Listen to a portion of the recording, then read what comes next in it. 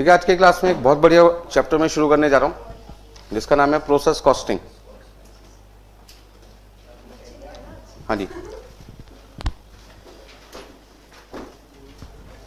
देखिए सबसे पहले मैंने आपके सामने कुछ पॉइंट्स लिखे हुए हैं, इन पॉइंट को डिस्कस करते हैं, फिर उसके बाद चैप्टर की शुरुआत की जाएगी। कोई भी मैन्युफैक्चरिंग बिजनेस जब किसी गुड्स को प्रोड्यूस करते हैं तो वो अपनी टोटल कॉस्ट कैसे निकालते होंगे। तो किसी गुड्स को प्रोड्यूस करने के लिए सबसे पहले हमें किस चीज़ की जरूरत पड़ती है? मटेरियल की। सेकंड नंबर पे वर्कर की। थर्ड नंबर पे फैक्ट्री एक्सपेंसेस। फोर्थ आपके पास है ऑफिस और लास्ट आपके पास कौन सा है? सेलिंग। तो material cost, labour cost, factory expenses, यदि मैं तीन खर्चे ऐड कर दूं तो मेरे पास जो कॉस्ट आती है उसका नाम क्या है?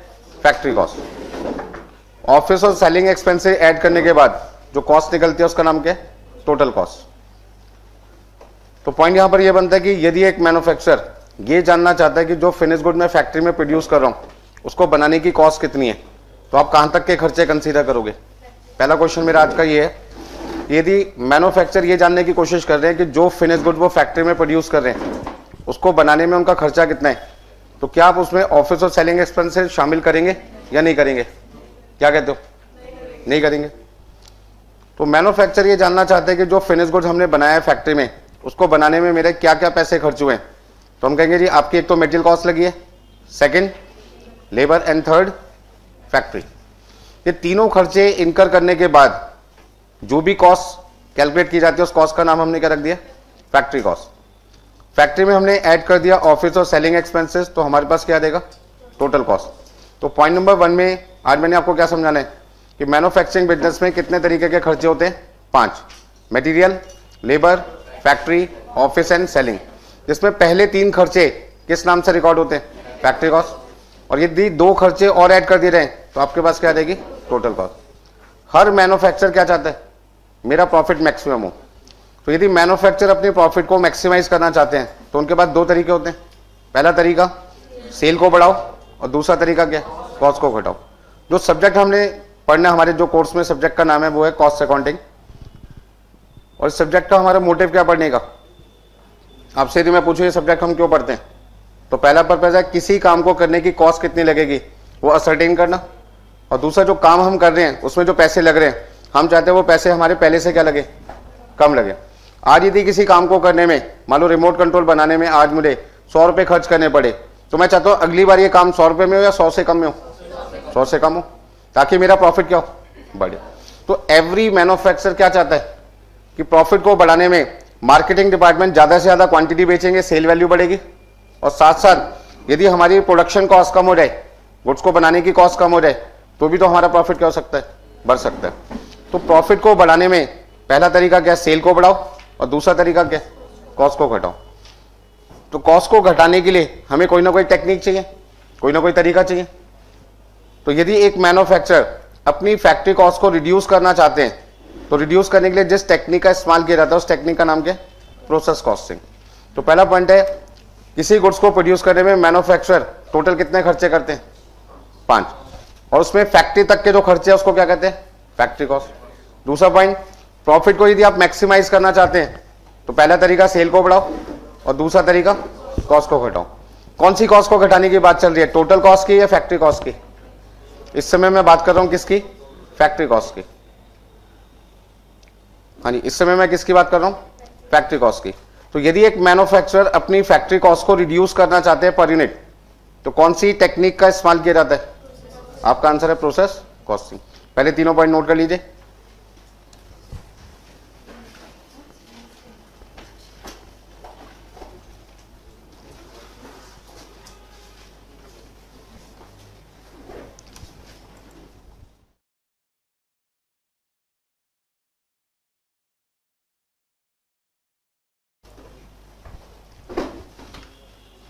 तो किसी भी गुड्स को प्रोड्यूस करने में हम कौन कौन सी कॉस्ट लगा सकते हैं?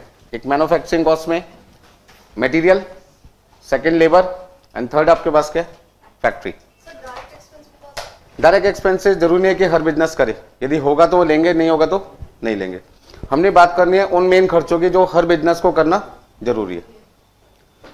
तो मटेरियल, लेबर, फैक्ट्री, ये तीनों खर्चे कौन से लेवल पे किए जाते हैं? जहां पे गुड्स बन रहा होता है, मतलब कि फैक्ट्री में।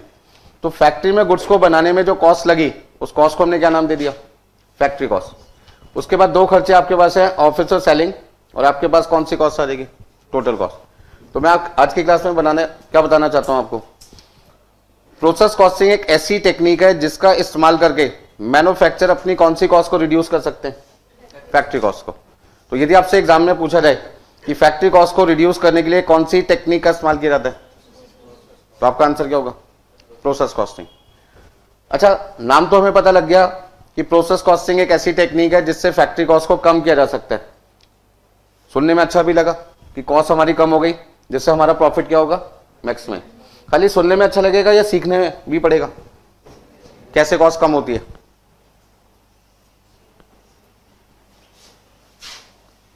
100% एग्जाम के लिए इंपॉर्टेंट है। हर एग्जाम में इस चैप्टर में से एक क्वेश्चन आपको जरूर मिलता है, 8 नंबर से 10 नंबर के बीच का। तो यदि कोई क्वेश्चन 8 से 10 का, तो हम उसे छोड़ नहीं सकते।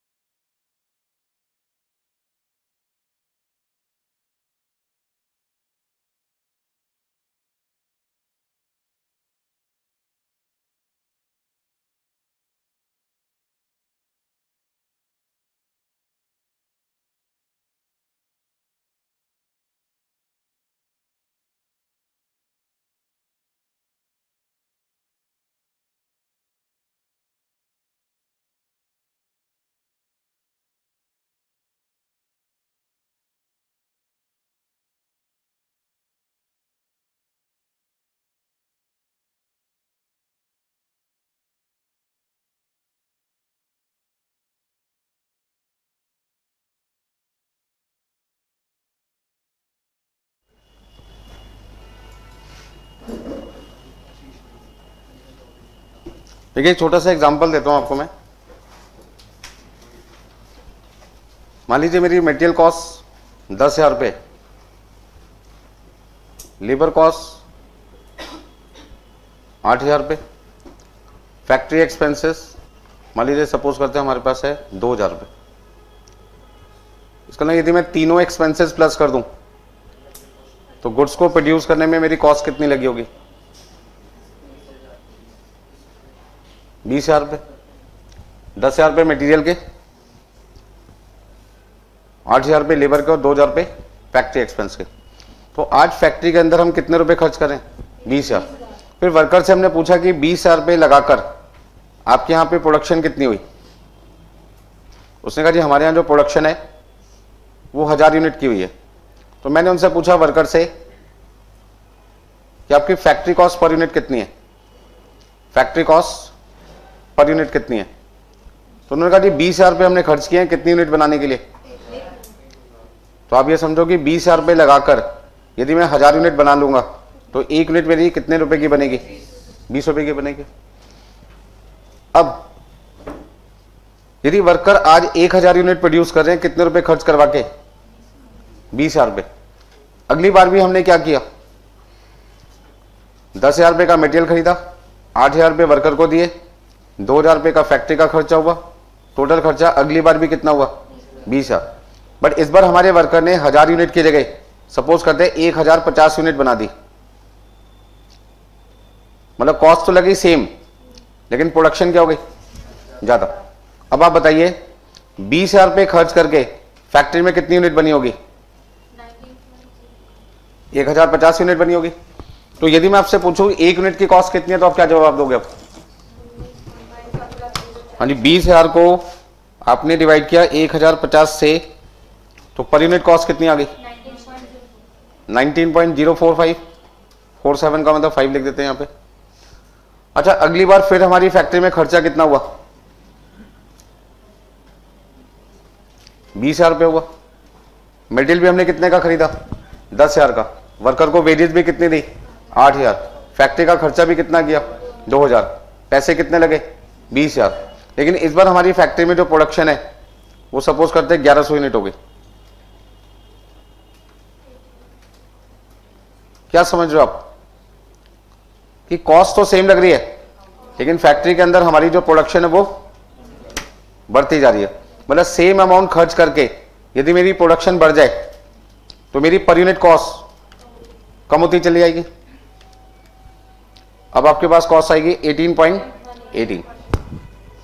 आप इसको राउंड ऑफ करना चाहो तो राउंड ऑफ कर सकते हो। मान लो आपकी जो सेलिंग प्राइस है पर यूनिट वो 30 रुपए। सेलिंग प्राइस कितनी है आपके पास में? 30 रुपए। तो कहीं ना कहीं आपका जो प्रॉफिट है वो आपको क्या लगता है पहले से घटेगा या पहले से बढ़ेगा?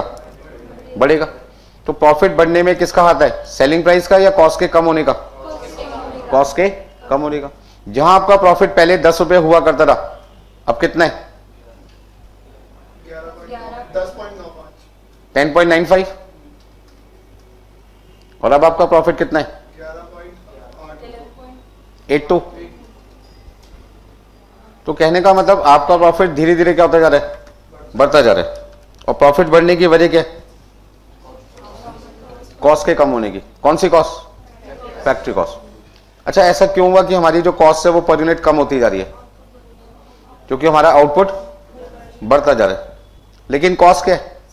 सेम है। तो यदि सेम अमाउंट इनकर करके एवरी टाइम नेक्स्ट टाइम हर बार मेरी प्रोडक्शन बढ़ती चली जाए तो मेरी पर यूनिट कॉस्ट क्या होती जाएगी? कम होती जाएगी। और कॉस्ट के पर यूनिट के कम होने की मेन वजह आपको क्या दिखाई दी? आउटपुट का बढ़ना।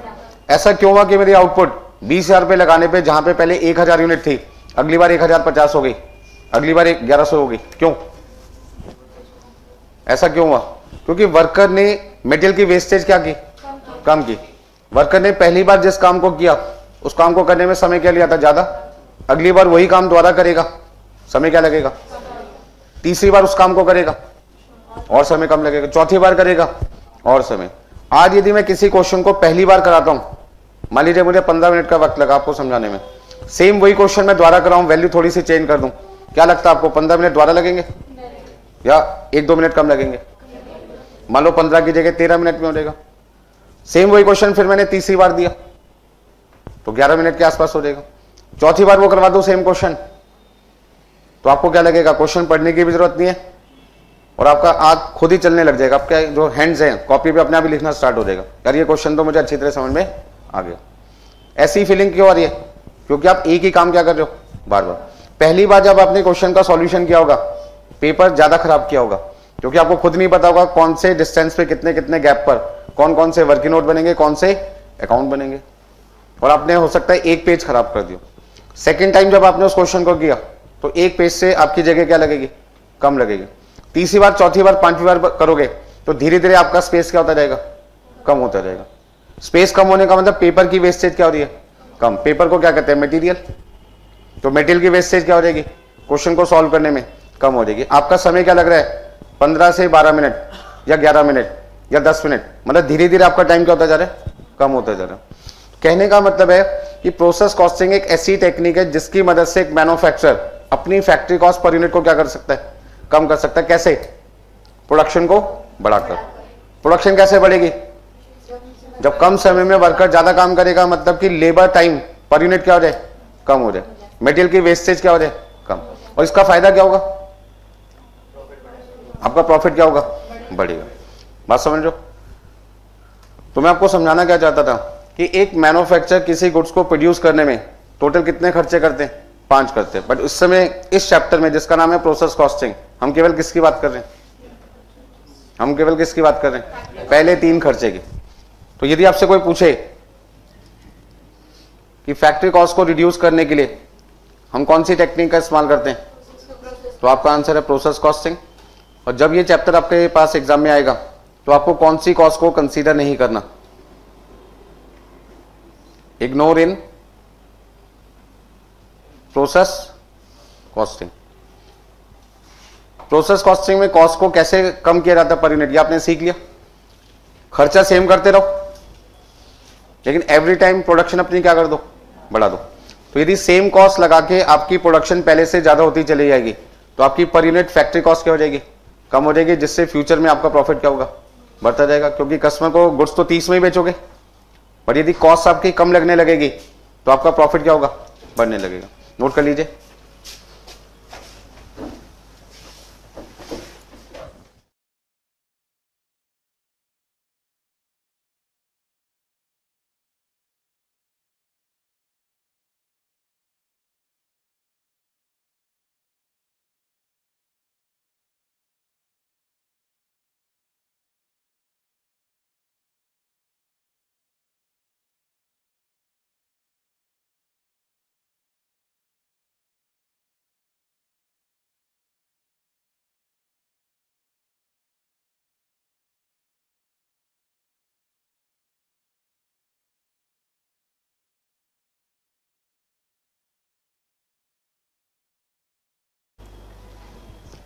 अच्छा एक बात बताइए मुझे, वर्कर ने प्रोडक्शन 1000 से कितनी कर दी, 1050, 1050 से कितनी कर दी, 1100।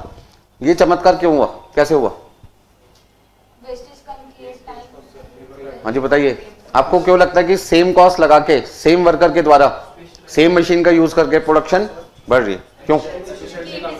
क्योंकि पहली बार वर्कर उस काम को सीख रहा था, दूसरी बार थोड़ी सीख रहा है, दूसरी बार उसके बाद कुछ ना कुछ एक्सपीरियंस होगा। यदि वही काम तीसरी बार किया जाए तो और उसकी जो कमियां थी वो कमियां धीरे धीरे क्या होती जाएगी, कम होती जाएगी। तो जैसे जैसे उसकी गलतियां कम होती चली जाएगी किसी काम को करने में, उसकी टाइम की सेविंग स्टार्ट हो जाएगी। और जब वो टाइम की सेविंग करना स्टार्ट कर देगा तो आपका जो प्रोडक्शन है, यदि 1 यूनिट बनाने में 1 घंटे का समय लगता था और वो फैक्ट्री में 8 घंटे काम करने आता है तो वो 8 घंटे में 8 यूनिट बनाता था। अब यदि वो 1 यूनिट 45 मिनट में बनाना स्टार्ट कर दे तो 8 घंटे में आपकी प्रोडक्शन अभी भी 8 यूनिट की होगी, 8 से ज्यादा की होगी, 8 से ज्यादा की हो जाएगी। क्योंकि यदि वो पर यूनिट 15 मिनट का समय बचा ले तो 8 यूनिट बनाता था पहले, 15 मिनट के हिसाब से 2 घंटे का टाइम उसने क्या कर लिया, बचा लिया। तो ऐसे में आपकी प्रोडक्शन 8 यूनिट की जगह क्या होगी, 8 यूनिट से ज्यादा होने लगेगी। दूसरा, मटेरियल की वेस्टेज भी क्या होगी, कम होने लगेगी, ताकि कम सामान खरीद के प्रोडक्शन क्या हो जाएगी, ज्यादा हो जाएगी। मटेरियल पहले भी 10,000 का खरीद रहा था बट उस समय वर्कर वेस्टेज क्या करता था, ज्यादा। अब उसने वेस्टेज क्या कर दी, कम कर दी, जिसकी वजह से क्या हुआ, जिसकी वजह से क्या हुआ, आपका आउटपुट क्या हो गया, ज्यादा। अच्छा, अपने घर में कभी अपने घर में चाय बनाई है? जब चाय बनाते हैं तो कई लोग क्या करते हैं, चाय बनाते टाइम क्या करते हैं, गैस को फुल कर देते हैं। फुल करने का नतीजा क्या हो जाता है कि चाय जल्दी से उबल जाती है और इधर उधर आप बातों में लग गए तो चाय थोड़ी सी क्या होती है, बाहर निकल जाती है। अब जो चाय बाहर गिर जाती है स्लैब पे कहीं पर भी गैस के आसपास, क्या वो चाय पीने लायक रहेगी? बोलो भाई, नहीं ना। तो वो आपके लिए क्या वेस्टेज है, वो आपके लिए क्या है, वेस्टेज है। तो हम उस वेस्टेज को क्या करना चाहते हैं, कम करना चाहते हैं। फैक्ट्री के अंदर जब किसी गुड्स को प्रोड्यूस किया जाता है और गुड्स को बनाते टाइम यदि वर्कर कोई लापरवाही कर रहा है तो सुपरवाइजर की क्या जिम्मेदारी है कि यदि वो वर्कर कोई लापरवाही कर रहा है उस लापरवाही को नेक्स्ट टाइम क्या करे, होने दे या होने से रोके, होने से रोके। यदि वो अगली बार लापरवाही को रोक देगा तो जो गलती हमने इस बार की थी वो गलती होनी बंद हो जाएगी और उससे हमारी जो कॉस्ट है वो सेव होने लग जाएगी, क्योंकि वेस्टेज क्या होगी, कम होगी। नोट करिए सारे पॉइंट।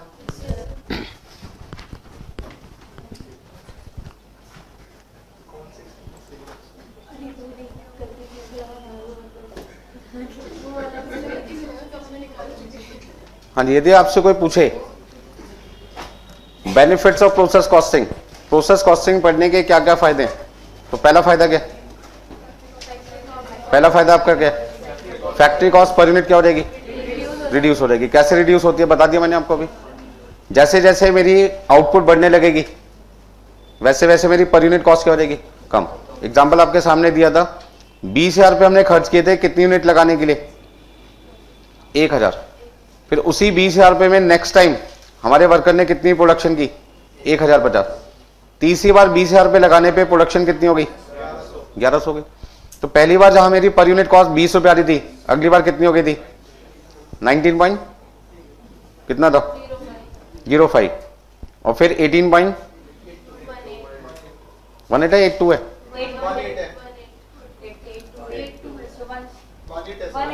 कोई नहीं, भूल चुक माफ, 18 रुपये 18 पैसे। हाँ जी, 18.18। अच्छा, इससे मटेरियल की वेस्टेज क्या होगी, कम होगी, क्योंकि जब वर्कर का मतलब वर्कर को अपनी कमियां पता लगने लग जाएगी, कहाँ कहाँ मुझसे गलतियां हुई हैं, और वो उन गलतियों को रोकना स्टार्ट कर देगा, तो मटेरियल की वेस्टेज भी क्या होगी, कम होगी। जैसे मैंने आपको एग्जांपल दिया कि पहली बार किसी क्वेश्चन को सॉल्व करते हो और आपको खुद नहीं पता कि वर्किंग नोट के लिए कितना स्पेस छोड़ना है, अकाउंट के लिए कितना स्पेस छोड़ना है, अकाउंट का साइज क्या होगा, आप जोश में आके क्या करते हो, पूरे पेज का अकाउंट बना डालते हो, पता चला सिर्फ अकाउंट बनना चाहिए था इतने स्पेस का, ये जो बाकी का स्पेस है ये तो वेस्ट हो गया ना आपका। बट नेक्स्ट टाइम यही क्वेश्चन दोबारा करोगे, फिर से क्या इतना बड़ा अकाउंट बनाओगे, क्या करोगे, उतना ही बड़े अकाउंट बनाओगे जितने अकाउंट की आपको रिक्वायरमेंट होगी। तो धीरे धीरे इंसान का ना, यहाँ पे वर्कर की बात चल रही है, वो अपनी गलतियों को आइडेंटिफाई करता है और वो अपनी गलतियों को क्या करता है, रिड्यूस करता है, जिसकी वजह से उसका काम पहले से कम समय में होने लगेगा, और उसे हम कहते हैं एफिशिएंसी ऑफ वर्कर का इंप्रूवमेंट होना। तो एफिशिएंसी ऑफ वर्कर का मतलब क्या होता है, ज्यादा समय का काम यदि वर्कर कम समय में करना चालू कर दे तो हम कहते हैं वर्कर की एफिशिएंसी क्या हो गई, बढ़ गई। प्रोडक्शन कैपेसिटी का मतलब क्या है, जहां पर हमारे वर्कर 1000 यूनिट बनाया करते रहे, अब उसी समय में 1050 बना रहे हैं, अगली बार उसी समय में 1100 बन रही है, कहीं ना कहीं प्रोडक्शन क्या हो गई, इंक्रीज हो गई।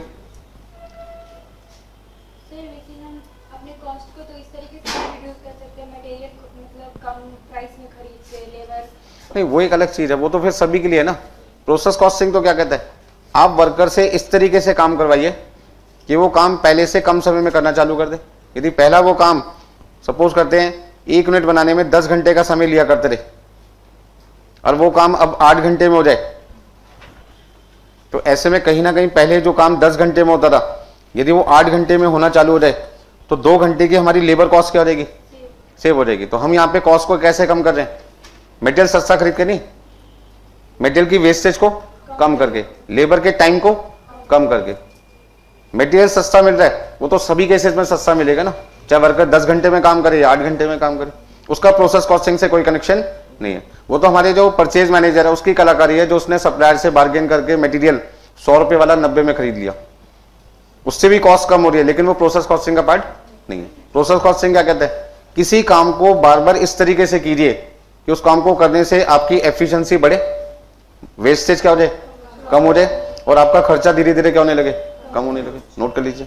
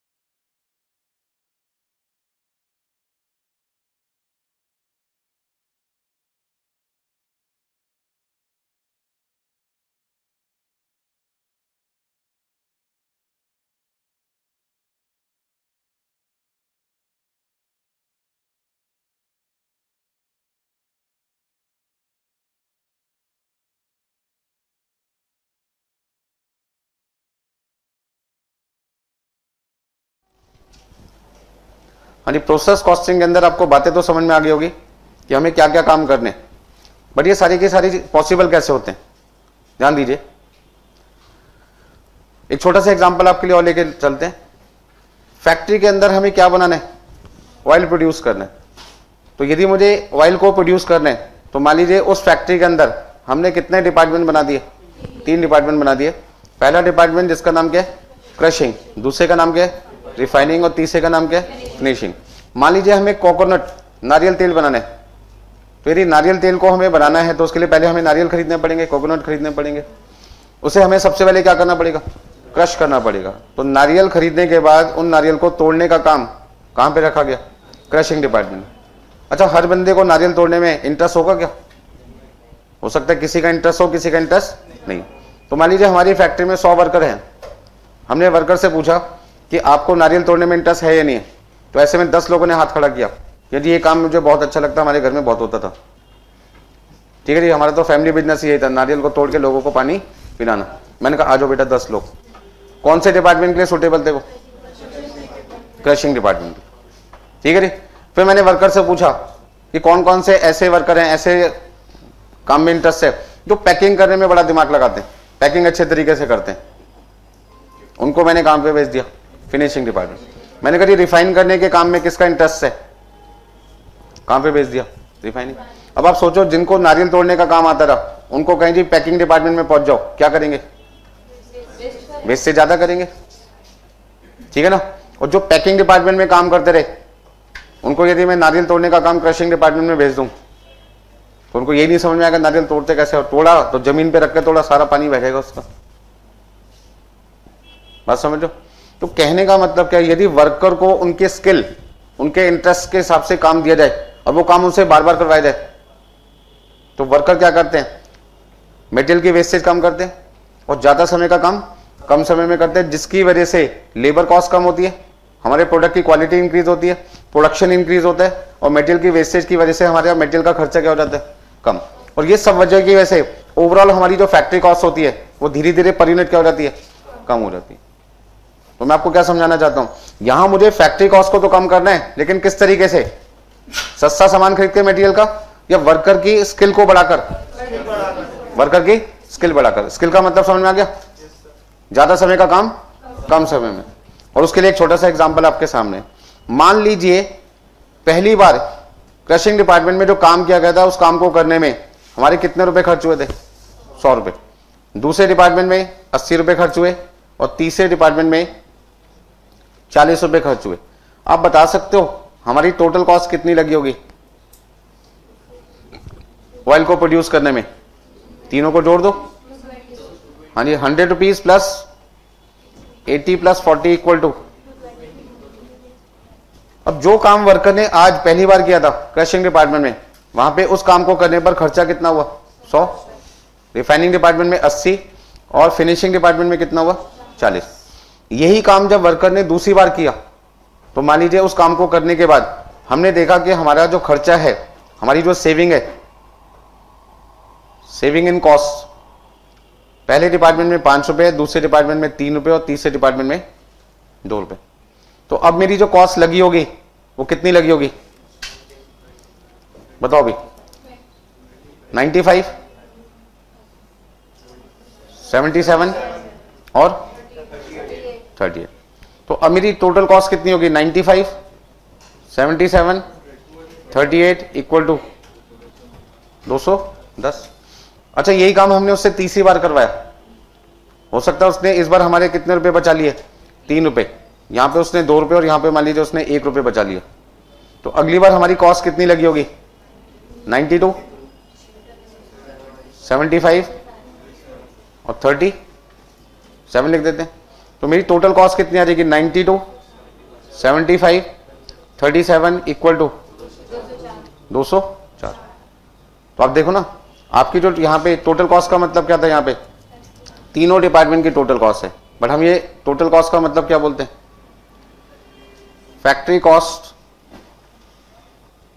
Of all department. सभी डिपार्टमेंट की फैक्ट्री कॉस्ट को हमने क्या कर दिया, ऐड कर दिया। तो मैं क्या देख रहा हूं यहां पर, वर्कर को यदि वो काम दिया जाए जो काम करने में एक्सपर्ट नॉलेज है, उसका इंटरेस्ट है, तो वर्कर हमारी कॉस्ट को धीरे धीरे क्या कर सकता है, कम कर सकता है। किसी एक डिपार्टमेंट में या सभी में, सभी में। और ये कॉस्ट बढ़ भी सकती है यदि वर्कर को उसके इंटरेस्ट का काम ना दिया जाए। हो सकता है आपका काम थ्योरी में ज्यादा इंटरेस्ट हो, आपका प्रैक्टिकल में क्या हो, कम। तो ऐसे बच्चों को प्रैक्टिकल क्लास में इंटरेस्ट कम होगा, थ्योरी में ज्यादा होगा, तो उनके थ्योरी में मार्क्स क्या आएंगे, ज्यादा, प्रैक्टिकल पेपर में कम। और यदि किसी का प्रैक्टिकल पेपर में ज्यादा इंटरेस्ट है, थ्योरी में कम है, तो हमेशा वो एग्जाम में कौन सा क्वेश्चन अटेम्प्ट करने की कोशिश करेगा, प्रैक्टिकल ज्यादा, थ्योरी कम। बात समझ लो। तो यदि वर्कर को उसके इंटरेस्ट के हिसाब से काम दे दिया जाए तो उससे हमें फायदा क्या होगा, क्वालिटी बढ़ेगी, प्रोडक्शन बढ़ेगी, समय कम लगेगा, वेस्टेज कम होगी, ओवरऑल नतीजा क्या आएगा, हमारी टोटल कॉस्ट, जैसे हम कहते हैं फैक्ट्री कॉस्ट पर यूनिट, क्या हो जाएगी, कम हो जाएगी। बात समझ में आ रही, नोट कर लीजिए।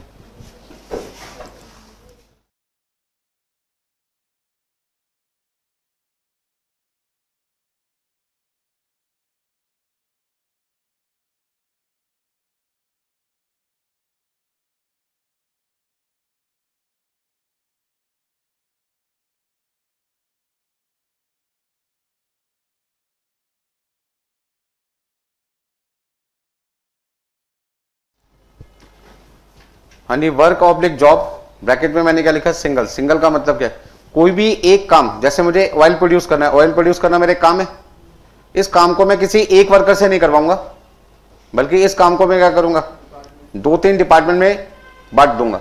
ऐसा करने का फायदा क्या होगा, क्योंकि एक पर्सन से यदि सारा काम करवाया जाए तो हो सकता है उसमें कुछ काम में तो उसका इंटरेस्ट हो और कुछ में उसका इंटरेस्ट ना हो। सपोज करते हैं कार मैन्युफैक्चरिंग कंपनी में चलते हैं और वहां पे मान लीजिए कार की बॉडी पे पेंट करना है, हो सकता है पेंट करने में आपका इंटरेस्ट बहुत अच्छा हो, आपकी अच्छी सफाई हो, लेकिन मुझे इंजन फिट करने में एक्सपीरियंस ज्यादा है, तो मुझे कौन सा काम देना चाहिए उस कार में, पेंट करने का काम या इंजन लगाने का, इंजन का काम मुझे देना चाहिए, पेंट करने का काम आपको। उससे फायदा क्या होगा, कम पेंट लगा के अच्छी फिनिशिंग दोगे, और मैं कम समय लगा के इंजन सही तरीके से फिट करूंगा, ताकि नॉइस क्या है, कम। कस्टमर को क्या चाहिए, फिनिशिंग भी अच्छी होनी चाहिए और नॉइस भी क्या होनी चाहिए, ना के बराबर, कम से कम।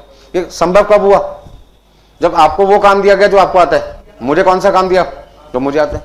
टायर लगाने का काम किसको दिया, जिसको टायर लगाने में एक्सपर्ट नॉलेज हो। बात समझ रहे हो। पॉलिशिंग, रबिंग पॉलिश जिसे कहते हैं, कार की चमक को बढ़ाना, वो काम किसको दिया गया, जो काम उस बंदे को अच्छे तरीके से आता था। अब यदि इंजन फिट करने वाला पॉलिश का काम करेगा तो किसी जगह ज्यादा पॉलिश लगा देगा, किसी जगह कम पॉलिश, हो सकता है किसी जगह ज्यादा चमक आए, किसी जगह चमक कम आए। और कस्टमर क्या कहेगा, यार कार में कहीं तो बहुत ज्यादा चमक आती है, कहीं कहीं कम आती है। इसका ना पेंटर ने पेंट क्या किया, खराब किया। गलती किसकी थी, पॉलिश की। नाम किसका बदनाम हुआ, पेंटर का। इसे रोकने का तरीका क्या है, फैक्ट्री में उस काम को, काम क्या है, एक गाड़ी बनाना, काम क्या है, एक गाड़ी बनाना, सिंगल जॉब है ना, काम क्या है, गाड़ी बनाना। लेकिन उस गाड़ी को बनाने के लिए हमने क्या किया, अलग अलग वर्कर को अलग अलग काम सौंपा उसके इंटरेस्ट के हिसाब से। उससे फायदा क्या हुआ, कम, मतलब कॉस्ट कम होती चली जाएगी, हमारी क्वालिटी इंप्रूव होगी, कम समय में प्रोडक्शन क्या होगा, ज्यादा होगा, मार्केट ज्यादा से ज्यादा हम क्या कर सकते हैं, कैप्चर कर सकते हैं। नोट कर लिया सबने।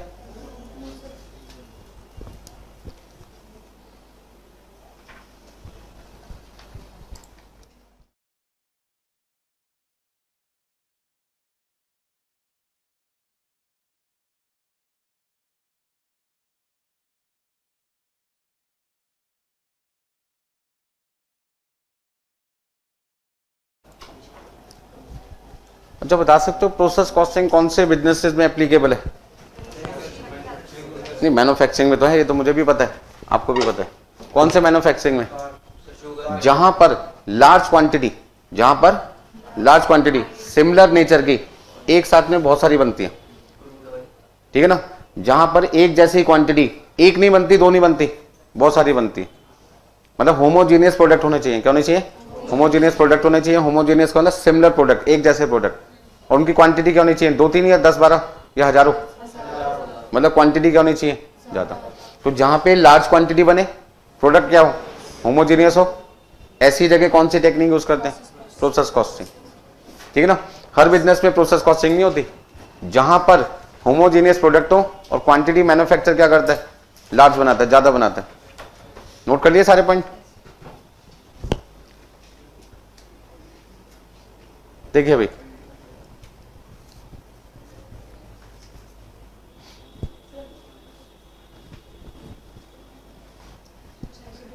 यानी नोट कर लीजिए फटाफट से।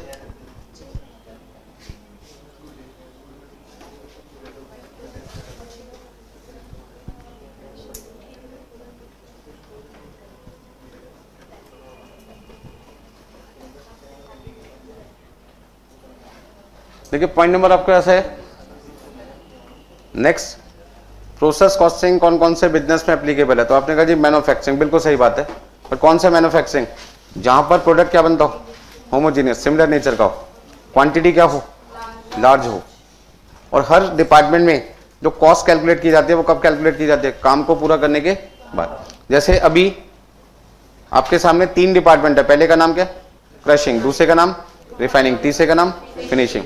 यदि मैं ऑयल को प्रोड्यूस करने की टोटल कॉस्ट निकालना चाहता हूं, तो टोटल कॉस्ट निकालने के लिए मैंने क्या तरीका अपनाया था, 220 रुपए निकालने के लिए मैंने क्या किया, सबसे पहले मैं किसके पास गया, क्रशिंग डिपार्टमेंट, और उससे पूछा जो काम आपने किया उस काम को करने में कितने पैसे लगे। उसने क्या बोला, 100 रुपए लगे। दूसरे ने क्या, 80, तीसरे ने 40। इसका नाम, यदि मैं अपने प्रोडक्ट की टोटल कॉस्ट निकालना चाहता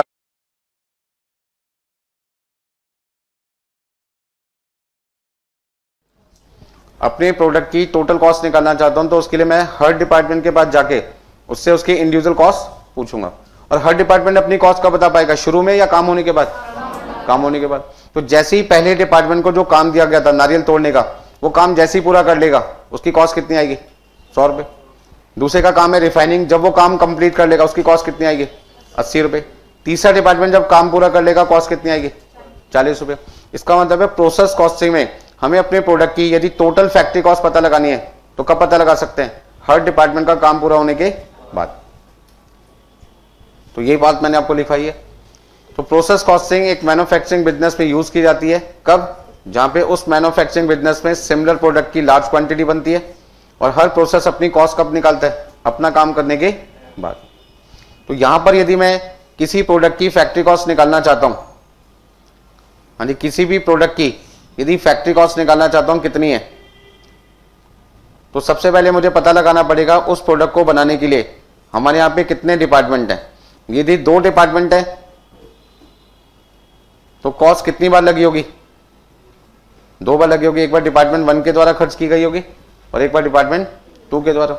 जो कॉस्ट डिपार्टमेंट 1 ने खर्च की है वो कब पता लगेगी, शुरू में या काम होने के बाद, काम होने के बाद। उन्होंने कहा जी काम होने के बाद 100 रुपए लगे और यहां पे लगे मान लीजिए 50 रुपए, तो मेरी फैक्ट्री कॉस्ट कितनी आएगी प्रोडक्ट को बनाने की, 100 रुपए प्लस 50 रुपए इक्वल टू 150 रुपए। तो कॉस्ट को हम कब कंप्यूट करते हैं, at the end of each process after completion of work. जो काम जिस डिपार्टमेंट को दिया गया है वो डिपार्टमेंट जब उस काम को पूरा कर लेगा तो वो अपनी कॉस्ट बता देगा। अच्छा, डिपार्टमेंट 1 भी कह सकते हैं और डिपार्टमेंट 1 की जगह हम इसको एक नाम दे सकते हैं प्रोसेस 1। डिपार्टमेंट 2 को हमने क्या नाम दे दिया, प्रोसेस 2। अच्छा, 3 डिपार्टमेंट होते तो हम क्या बोलते हैं, प्रोसेस 3। यानी प्रोसेस कॉस्टिंग कौन से बिजनेस में सुटेबल है, textile, sugar, shoes manufacturing, chemical manufacturing, रबड़ मैन्युफैक्चरिंग। ये कुछ एग्जांपल लिखे हैं जहां पे कौन सी टेक्निक यूज होती है, प्रोसेस कॉस्टिंग। तो मेरे ख्याल से सारी चीजों का नॉलेज आ गया होगा आपको। प्रोसेस कॉस्टिंग में काम कैसे किया जाता है, सारा का सारा काम कोई एक डिपार्टमेंट करता है या अलग अलग, कम से कम कितने डिपार्टमेंट जरूरी हैं, 2, बाकियों की लिमिट नहीं है, 4, 5, 10, 15, 20 भी हो सकते हैं, डिपेंड करता है कि प्रोडक्ट में कितने डिफिकल्टी है बनाने में। अब जैसे कार मैन्युफैक्चरिंग है उसमें डिपार्टमेंट क्या होते हैं, ज्यादा, क्योंकि उस कार को बनाने में बहुत सारी चीजें चाहिए होती हैं, तो डिपार्टमेंट भी क्या होते हैं, ज्यादा इन्वॉल्व होते हैं। तो सारे पॉइंट्स यदि मैं एक बार में समझाने की कोशिश करूं तो क्या बोलूंगा मैं बोलूंगा भाई मैन्युफैक्चरिंग बिजनेस यदि होमोजेनियस प्रोडक्ट बनाते हैं लार्ज क्वांटिटी में, तो ऐसे बिजनेसेस कौन सी टेक्निक यूज करके अपनी कॉस्ट निकालते हैं, कौन सी टेक्निक यूज करते हैं, प्रोसेस कॉस्टिंग। कौन सी कॉस्ट निकालते हैं, फैक्ट्री कॉस्ट। फैक्ट्री कॉस्ट निकालते टाइम कौन से खर्चे शामिल नहीं करने, ऑफिस एंड एडमिनिस्ट्रेटिव एक्सपेंसेस और सेलिंग एंड डिस्ट्रीब्यूशन। ठीक है जी। इस कॉस्टिंग को पढ़ने का फायदा क्या है? मैन्युफैक्चरर अपने प्रोडक्ट की क्वालिटी इंप्रूव कर सकता है, प्रोडक्शन इंक्रीज कर सकता है, मटेरियल की वेस्टेज रिड्यूस कर सकता है, वर्कर की एफिशिएंसी बढ़ा सकता है। कुल मिला के वो अपनी फैक्ट्री कॉस्ट पर यूनिट कम करके अपने प्रॉफिट को क्या कर सकता है? मैक्सिमाइज कर सकता है। बात समझ में आ गई सबको?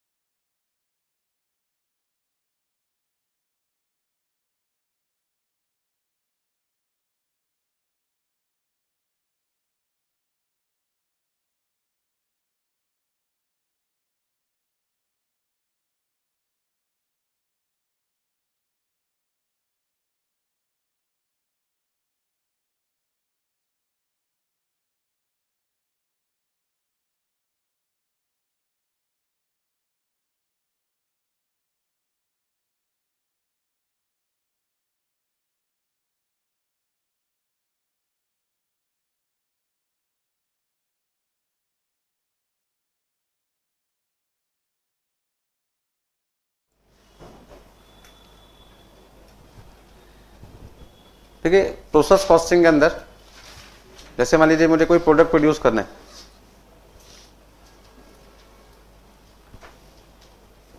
तो प्रोडक्ट को प्रोड्यूस करने के लिए इन प्रोसेस कॉस्टिंग में हम क्या करते हैं? कितने डिपार्टमेंट इन्वॉल्व होते हैं? कम से कम 2, और ज्यादा से ज्यादा की कोई लिमिट नहीं है। तो प्रोसेस कॉस्टिंग में हम मान के चलते हैं कि जो प्रोडक्ट मुझे प्रोड्यूस करना है उसको बनाने में हमारी फैक्ट्री में सपोज करते हैं कितने डिपार्टमेंट हैं? 3 डिपार्टमेंट है। डिपार्टमेंट का मतलब क्या? काम की नेचर के हिसाब से हमने वर्कर्स को क्या कर दिया? डिपार्टमेंट वाइज क्या कर दिया? बांट दिया, और हमने उनको काम सौंप दिया, ये काम आपके इंटरेस्ट का आपको करना है, ये काम आपके इंटरेस्ट का ये आपको करना है, ये काम आपके इंटरेस्ट का आपको करना है। जैसे मैंने अभी कार का एग्जांपल दिया था कि किसी को पेंट करने में इंटरेस्ट ज्यादा हो, किसी को इंजन फिट करने में इंटरेस्ट अच्छा हो, किसी को टायर लगाने का काम अच्छा आता हो, किसी को रबिंग पॉलिश का काम अच्छा आता हो। तो हमने क्या किया? उन वर्कर की नॉलेज के हिसाब से, इंटरेस्ट के हिसाब से, एक्सपीरियंस के हिसाब से उनको काम क्या कर दिया? सौंप दिया। ठीक है जी। तो पहला डिपार्टमेंट वो डिपार्टमेंट है जहां पे हम काम की शुरुआत करते हैं।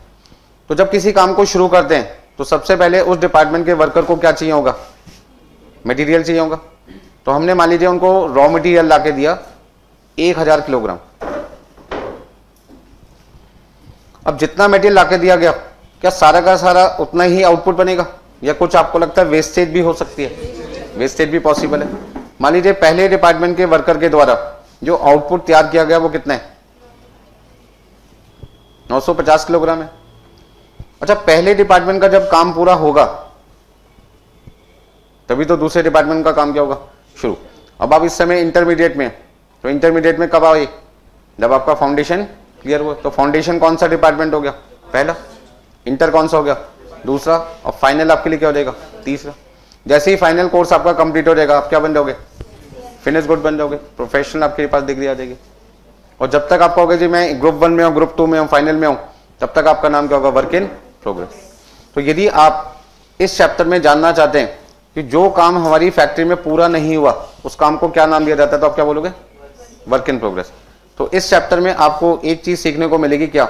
यदि कोई काम वर्कर ने पूरा नहीं किया लेकिन काम शुरू कर दिया, तो आपको क्या लगता है कुछ पैसे खर्च हो चुके होंगे या नहीं हो चुके होंगे? यदि किसी काम को मैं शुरू कर दूं और पूरा ना करूं, तो जब मैंने से शुरू किया होगा थोड़ा बहुत मटेरियल लगा होगा, थोड़ा बहुत वर्कर का समय लगा होगा, फैक्ट्री के मशीन थोड़ी देर के लिए यूज हुई होंगी, मतलब कुछ ना कुछ पैसे मेरे खर्च हो चुके होंगे। और कितना पैसा मेरा खर्च हो चुका होगा उस काम को करने में, वो कॉस्ट निकालने का जो तरीका है वो कहां पे सिखाया जाएगा आपको? Process costing. तो यदि आप जानना चाहते हैं कॉस्ट ऑफ WIP कितनी है, जो काम मेरा अधूरा है उस काम को करने में कितने पैसे खर्च हो गए, कितने रुपए का मटेरियल लगा, कितने रुपए की लेबर लगी, कितने रुपए के फैक्ट्री एक्सपेंस हुए, ये सारे के सारे खर्चे कितने कितने लगे अधूरे काम को पूरा करने में, या अधूरे काम को करने में अभी तक कितने पैसे लगे, उसे हम कहते हैं कॉस्ट ऑफ WIP। ये सारी चीजें आपको कौन सी टेक्निक में सीखने को मिलती है? Process costing. तो यदि आपसे एग्जाम में पूछा जाए कि WIP की वैल्यू को निकालने के लिए कौन सी टेक्निक का इस्तेमाल किया जाता है, तो आपका आंसर क्या? Process costing. बात समझो? तो जो बच्चे CMA कर रहे हैं उनके यहाँ पे ऑब्जेक्टिव क्वेश्चंस आते हैं, ये सारे क्वेश्चन एग्जाम में आए हुए हैं, उन्हीं के एग्जाम्पल मैं आपको दे रहा हूँ इस चैप्टर के।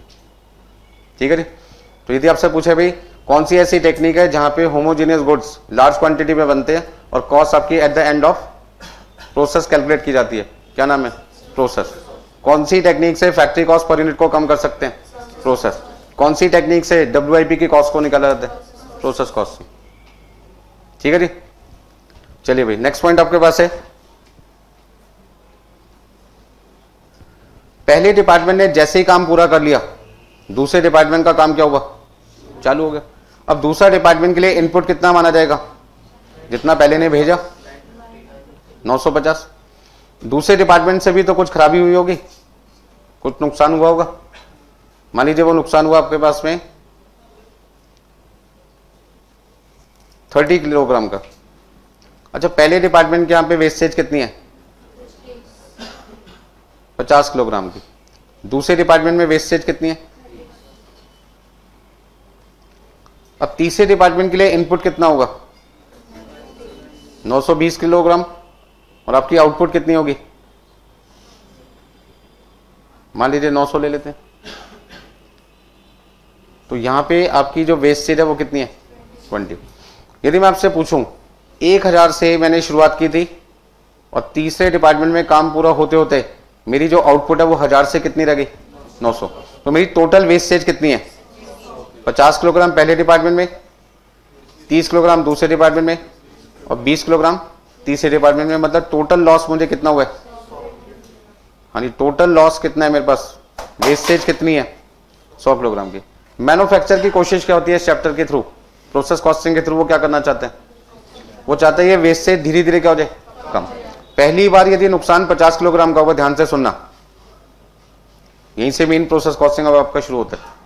पहली बार यदि मेरा नुकसान 50 किलोग्राम हुआ है प्रोसेस 1 में, डिपार्टमेंट 1 में, डिपार्टमेंट 1 को हम क्या कह सकते हैं? प्रोसेस 1। डिपार्टमेंट 2 को प्रोसेस 2, और इसका नाम क्या रख दिया जाएगा?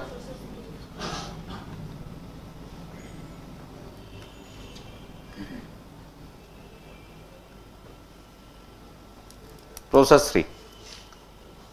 मैन्युफैक्चर क्या चाहता है? जितनी कॉस्ट इस बार लगी थी उतनी ही कॉस्ट अगली बार है या उससे कम हो जाए। कैसे? कैसे? आउटपुट को क्या करना पड़ेगा? बढ़ाना पड़ेगा। और आउटपुट को बढ़ाने के लिए लॉस को क्या करना होगा? तो मान लीजिए अगली बार हमने देखा कि जो काम वर्कर ने पहली बार किया था उसमें कहां कहां गलती की, उस गलतियों को हमने क्या किया? वर्कर को दिखाया कि आप इस गलती को अगली बार ऐसे रोक सकते हो। जैसे मान लीजिए कोई क्वेश्चन बच्चा कर रहा है और मैं उसके सामने खड़ा हूं, यदि वो कैलकुलेशन गलत कर रहा है, किसी चीज को प्लस करना तो उसने क्या कर दिया? माइनस। तो मैं उसको वहीं रोक लूंगा ना कि भैया आप कैलकुलेशन क्या कर रहे हो? गलत कर रहे हो। यदि मैं उसकी गलतियों को ना बताऊं तो अगली बार भी वही सेम गलती करेगा। तो यदि मैं उसकी गलती जो उसने पहली बार की थी दूसरी बार जब वही क्वेश्चन दोबारा करने लगा और वही गलती दोबारा करने लगा, तो मैंने उसको क्या कर लिया? रोक लिया। उसका समय क्या हुआ? सेव हो जाएगा ना। क्योंकि यदि वो गलती उसी वक्त ना रोकी जाती और पूरा क्वेश्चन वो करता तो पूरा क्वेश्चन भी तो उसका क्या माना जाएगा? गलत ही माना जाएगा ना। तो जो रिमेनिंग पार्ट वो कर रहा था, यदि उसकी गलती मैंने 2 मिनट बाद ही बता दी और पूरा क्वेश्चन करने में उसने 10 मिनट का समय लिया, तो जो 8 मिनट और उसके बेकार जा रहे थे वो मैंने क्या कर लिए? बचा लिए। अब ध्यान से समझो, यदि ये लॉस 50 किलोग्राम से घट के कितना हो जाए? 40 किलोग्राम, ये आपका हो जाए 35 किलोग्राम, ये आपके पास हो जाए 15 किलोग्राम, या मान लीजिए इसको 33 ले लेते हैं, ये आपका 30 है ना, कम कर देते हैं। नुकसान बढ़ भी सकता है, नुकसान घट भी सकता है। अभी घटाने की बात करते हैं।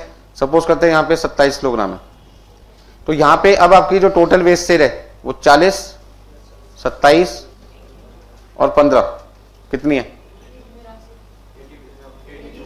बोलो भाई। 82 किलोग्राम। अच्छा, पहले आपका जो आउटपुट था वो कितना था? 900 था ना। पहले आपका आउटपुट कितना रहा था? आउटपुट निकालने के लिए आप क्या कर रहे थे? इनपुट में से लॉस माइनस कर रहे थे। तो इनपुट यदि 1000 था और टोटल लॉस 100 था, तो आउटपुट कितना रहता? 900। आज भी आपका इनपुट कितना है? 1000 ही है, लेकिन वर्कर ने वेस्टेज क्या कर दी? पहले से कम कर दी, जिसका नतीजा क्या हुआ कि आपकी जो आउटपुट है वो कितनी हो गई? 900 से 918। अब जैसे जैसे आपका प्रोडक्शन बढ़ता चला जाएगा वैसे वैसे आपकी पर यूनिट कॉस्ट क्या हो जाएगी, कम, क्योंकि फैक्ट्री कॉस्ट पर यूनिट निकालने के लिए आपका फॉर्मूला क्या है, factory cost divided by output. पहली बार जो फैक्ट्री कॉस्ट लगी होगी आपने उसे किससे डिवाइड किया होगा, 900 से, और इस बार जो फैक्ट्री कॉस्ट लगेगी आप उसे किससे डिवाइड करोगे, 918। मान लो आपकी फैक्ट्री कॉस्ट है 90,000 रुपए, कितनी है, तो आपने पहले उसे 900 से डिवाइड किया होगा और इस बार आपने उसे किससे डिवाइड किया होगा, 918 से। बताइए कितनी कॉस्ट आई होगी पहली बार, 100 रुपए पर यूनिट, और इस बार कितनी आएगी, 98.04 लिख दो। तो कॉस्ट आपकी धीरे धीरे क्या हो गई, कम हो गई। ये सारी चीजें संभव हैं किसके through, only process costing. Note कर लीजिए। तो प्रोसेस कॉस्टिंग एक ऐसी टेक्निक है जहां पे हर वर्कर की हम कमियों को आइडेंटिफाई करते हैं और नेक्स्ट टाइम उसकी कमियों को उसको पहले क्या करते हैं, बताते हैं, ताकि वो कमी जो उसने पहली बार की थी, गलती की थी, वो नेक्स्ट टाइम ना करे। और जब वो गलती नेक्स्ट टाइम नहीं करेगा तो कहीं ना कहीं हमारी मटेरियल की वेस्टेज कम होगी, जिससे हमारा प्रोडक्शन कम मटेरियल में क्या होगा, ज्यादा होगा। वर्कर की टाइम की सेविंग होगी, जिससे लेबर कॉस्ट भी क्या होगी, कम। और जिस तरीके से 90,000 रुपये खर्च करके जहां पे 900 किलोग्राम सामान बना के मेरी कॉस्ट 1 किलोग्राम की 100 रुपये आती रही, अब वर्कर ने प्रोसेस कॉस्टिंग अप्लाई करके, मतलब फैक्ट्री के अंदर प्रोसेस कॉस्टिंग अप्लाई करके हमने अपना प्रोडक्शन 900 से कितना कर दिया, 918, जिससे सेम कॉस्ट लगा के, खर्चा तो आज भी 90 हुआ बट प्रोडक्शन 900 से 918 हो गई, जिसकी वजह से आपकी पर यूनिट कॉस्ट जहां पे 100 रुपये आती थी घटकर कितनी हो गई, 98.05। देखिए इसे कहते हैं कॉन्सेप्ट, जिसे समझने में क्या लगता है, टाइम। अकाउंट सब्जेक्ट में और प्रोसेस मतलब कॉस्टिंग में काफी फर्क होता है। वो तो बिल्कुल इजी, छोटे छोटे पॉइंट्स होते हैं, बच्चे को याद हो जाते हैं, इसको समझना पड़ता है। पर इतना आसान भी नहीं हर चीज, सबको पढ़ना पड़ता है।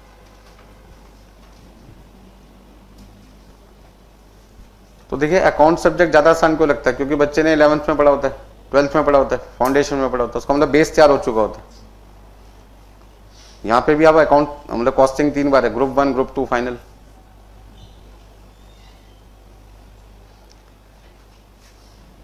तो पक्का बना ही देंगे आपको, मतलब सॉलिड, कभी ना कभी तो कॉस्टिंग समझ में आएगी।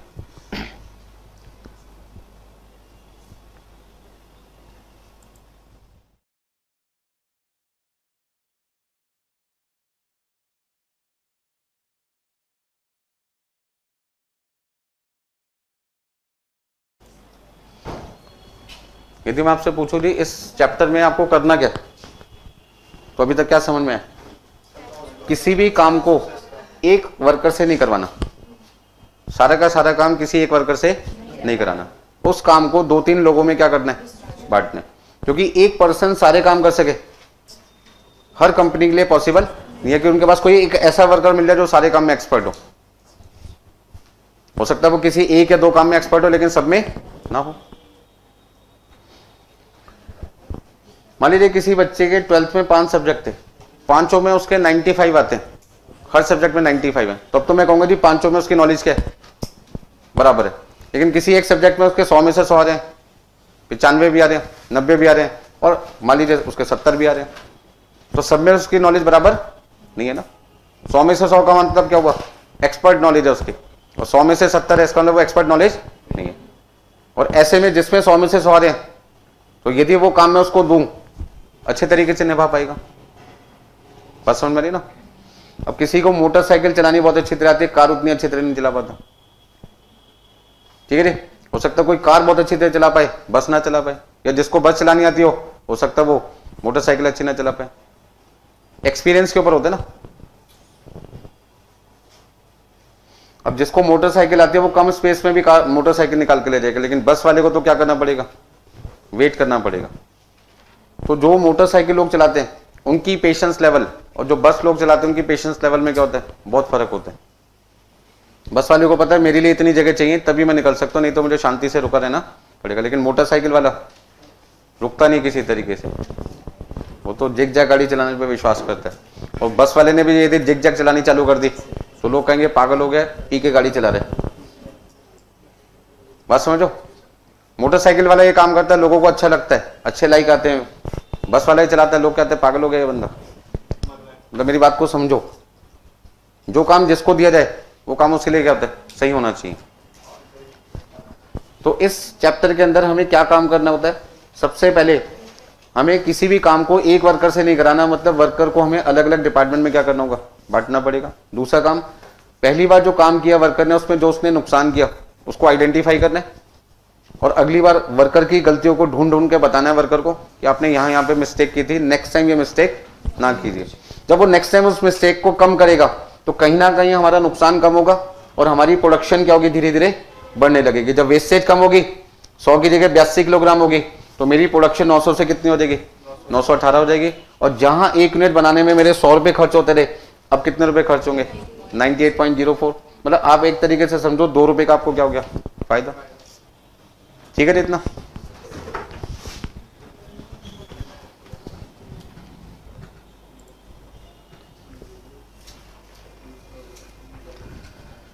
अच्छा एक बात बताइए, आपने लॉसेस जानबूझ के किए जाते हैं या हो जाते हैं, क्या कहते हो, हो जाते हैं। कैसे हो जाते हैं, मैं तो कहता हूं कुछ लॉसेस मतलब हम रोकने की कोशिश करते हैं तो रुक सकते हैं, और कुछ लॉसेस ऐसे होते हैं जो रोकने की कोशिश करते हैं लेकिन नहीं रोक पाते। ठीक है ना। तो लॉसेस कितने तरीके के होंगे हमारी फैक्ट्री में, 2। एक वो नुकसान जो हमारे सामने हो रहा है, फिर भी कस्टमर कहता है होने दो, कोई परवाह नहीं, इस नुकसान को मैं बियर करने के लिए तैयार हूं। और एक ऐसा लॉस है जो कस्टमर बियर करने के लिए तैयार नहीं है। बात समझो, मान लो मैंने कपड़ा खरीदा और उससे मुझे शर्ट तैयार करनी है, तो कपड़ा जितना मैं खरीद के लाता हूं, क्या 100% सारा कपड़ा शर्ट में लग जाएगा, या थोड़ा सा कपड़ा छोटे छोटे पीसेस में टेलर की दुकान पर बच जाएगा। अब मान लीजिए हमने जो कपड़ा खरीदा वो तो रेक्टेंगल फॉर्म में होगा, शर्ट क्या कस्टमर रेक्टेंगल फॉर्म में पहन के जाएगा, शर्ट तो शर्ट का डिजाइन होगा ना, सूट का होगा तो सूट का डिजाइन होगा। तो इसका मतलब कपड़े का जो फॉर्मेट है वो रेक्टेंगल है, शेप क्या है, रेक्टेंगल है, उसका साइज और शर्ट का साइज, शर्ट का डिजाइन, कपड़े का डिजाइन सब क्या होंगे, अलग अलग होंगे। तो जहां पे रॉ मटेरियल और फिनिश गुड्स सेम ना हो, वहां पे कहीं ना कहीं 100% वेस्टेज होगी, और उस वेस्टेज को हम रोक ही नहीं सकते। अच्छा मान लीजिए आपको 1 कप चाय पीनी है, 1 कप चाय पीनी है, तो चाय कैसे दी जाए आपको, वेस्टेज करके या बिना वेस्टेज करे, बिना वेस्टेज। बिना वेस्टेज का मतलब पानी लूंगा, आरओ में से पानी निकाला, उसमें फ्रिज में से दूध डाला, चाय की पत्ती डाली, चीनी डाल दी और छन्नी में छान के आपको दे दी। तो आप क्या कहोगे, सर बिल्कुल मजा नहीं आया चाय पीने में, क्या घटिया चाय आपने मेरे को दी। मैंने कहा क्यों, आपने कहा सर ये बिल्कुल ठंडी चाय दे दी, स्वाद ही नहीं आ रहा चाय पत्ती का। तो मैंने कहा इसका मतलब मुझे फिर तो गैस पे करना पड़ेगा गर्म इसको पानी को। जैसे ही मैंने गैस स्टार्ट की, पानी गर्म किया, एक नुकसान होना स्टार्ट हो गया, कौन सा, पानी भाप बन के उड़ने लगा, पानी भाप बन के उड़ने लगा। पहला लॉस हो गया, कौन सा लॉस है, वेट लॉस। कौन सा लॉस है, वेट लॉस, पानी का नुकसान हो रहा है। क्या मैं हाथ रख के ऐसे बैठता हूं कि पानी मेरे हाथ में लगता रहेगा और नीचे गिरता रहेगा, नहीं करूंगा ना। मेरे एग्जांपल को थोड़ा समझने की कोशिश कीजिए। कौन सा लॉस है ये, वेट लॉस। कौन सा लॉस है, वेट कौन होने दे रहा है, कस्टमर। कस्टमर कहते हैं जो चाय पहले आपने बना के दी, मन तो करा था मुंह पे फेंक दूं आपके, लेकिन एग्जाम्पल को समझो, एग्जाम्पल को समझ लो। मैं तो दुकानदार हूं ना, आपने कहा था लॉस नहीं होना चाहिए, मैंने लॉस नहीं होने दिया। आपने कहा जी लॉस होने दो, मैंने कहा होने दो। कौन सा लॉस, भाप बनने दो, पानी उड़ने दो, वेट लॉस हो गया। फिर आपने क्या कहा, जब चाय आप हमें दो तो चाय की पत्ती नहीं देना, छान के देना। मतलब छलनी जो मैंने खरीदी, फिल्टर जो मैंने खरीदा, उसमें चाय की पत्ती जब मैंने छान के दी, मतलब जब चाय बना के छान के दी, तो क्या देखा मैंने, पत्ती उसी में रह गई छन्नी के अंदर। लेकिन मैंने कस्टमर को क्या दिया, पानी दिया, मिल्क दिया, और क्या दी, शुगर दी। शुगर तो इन्वॉल्व हो गई ना, घुल गई, चाय की पत्ती नहीं घुली, बस उसका टेस्ट रह गया उसमें। वो जो चाय की पत्ती छन्नी में वेस्ट हो गई, कौन सा लॉस है, नॉर्मल लॉस है। कौन सा लॉस है, नॉर्मल। तो वेट लॉस और नॉर्मल लॉस में क्या डिफरेंस हुआ, वेट लॉस वो लॉस होता है जो हो जाता है तो दिखता नहीं, भाप बन के जब पानी उड़ गया तो दिखाई नहीं दिया, जब हो रहा था तब तो दिख गया, लेकिन होने के बाद दिखाई नहीं दिया। लेकिन चाय की पत्ती तो छन्नी में अभी भी दिखाई देगी ना, चाय बनने के बाद, छानने के बाद, वो कौन सा लॉस है, नॉर्मल लॉस। अच्छा यदि चाय बनाते बनाते जो चाय वाला था बंदा, उससे चाय थोड़ी सी बाहर गिर जाए बर्तन से, मतलब गैस उसने क्या किया, सिम रखनी थी, उसने थोड़ा सा कर दिया तेज, इतने में आ गया फोन सुना, देखा चाय कुछ बाहर निकल पड़ी। जो चाय बर्तन से बाहर गिर गई, क्या वो चाय हम किसी तरीके से वापस कस्टमर को डिलीवर कर पाएंगे? बोलो भाई, हमने क्या लिया, पेपर लिया, हमने चाय पे पेपर रखा, मैंने कहा सारी चाय आ गई पेपर में, निचोड़ के दे देते। क्या आपको लगता है पॉसिबल है मेरे लिए? नहीं। कौन सा लॉस है? एबनॉर्मल। कौन सा लॉस है? एबनॉर्मल। क्योंकि जो चाय बिखर गई बर्तन के बाहर, वो किसकी लापरवाही की वजह से थी? चाय वाले की। जो भाप बन रही थी उसमें चाय वाले की कोई गलती नहीं थी। चाय की पत्ती छलनी में रह गई, वो किसकी गलती थी?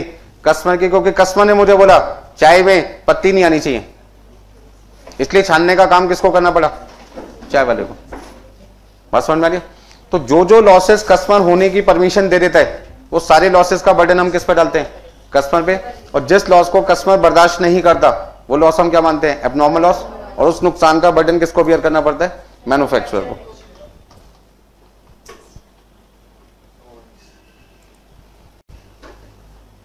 देखिए भैया, हाँ जी, लॉसेज इन प्रोसेस कॉस्टिंग। यदि आपसे कोई पूछे प्रोसेस कॉस्टिंग में कितने तरीके के नुकसान होते हैं, तो मैं कहूंगा मेरी तरफ से तो 3 होते हैं। पहला वेट लॉस, दूसरा नॉर्मल लॉस, और तीसरा एबनॉर्मल। कौन सा लॉस हो जाने के बाद नहीं दिखता? Weight loss. क्यों नहीं दिखता? क्योंकि वो एब्जॉर्ब हो जाता है एयर के साथ में। ठीक है रे? तो जैसे मान लीजिए यहां पर हमने क्या देखा कि पानी को जब हमने गर्म किया तो वो भाप में कन्वर्ट होने लगता है। भाप में कन्वर्ट होने का मतलब पानी का कुछ पोर्शन क्या हो जाता है? कन्वर्ट। तो वेट लॉस कौन सा लॉस होता है? ध्यान से देखिए मैंने क्या लिखा है, इनविजिबल, हो जाने के बाद दिखता नहीं, बट कहीं ना कहीं पानी की क्वांटिटी क्या हो गई, तो उसका ना पानी का तो नुकसान हो गया। क्या इसे नुकसान होने के बाद कबाड़ी वाले को बेच सकते हैं कि देखिए हमारा पानी भाप बन के उड़ गया, जरा हमारे को इसके पैसे दे दो भाप के? वो कहते लाओ तराजू पे रखो भाप को और पैसे ले जाओ। तो हमने कहा पागल तो नहीं हो क्या, भाप कहाँ पे रखूंगा तराजू पे? वो कहते तुमने तो शुरुआत की थी कि मुझे भाप के पैसे दे दो। एग्जाम्पल को थोड़ा समझो कि कौन सी चीज मैं बेच नहीं पा रहा, जो चीज मैं वेट मशीन पर नहीं रख पा रहा। तो एक बात का ध्यान रखना, कबाड़ी वाले को, जिसको कहते हैं स्क्रैप बायर, हमें उसी चीज के पैसे देता है जो चीज मैं वेट मशीन पे रखूंगा। तो वेट मशीन पे क्या रख रहा हूं? जो चीज विजिबल है। तो मुझे पैसे किसके मिल सकते हैं? नॉर्मल लॉस के, चाय की पत्ती के मिल सकते हैं। ठीक है जी?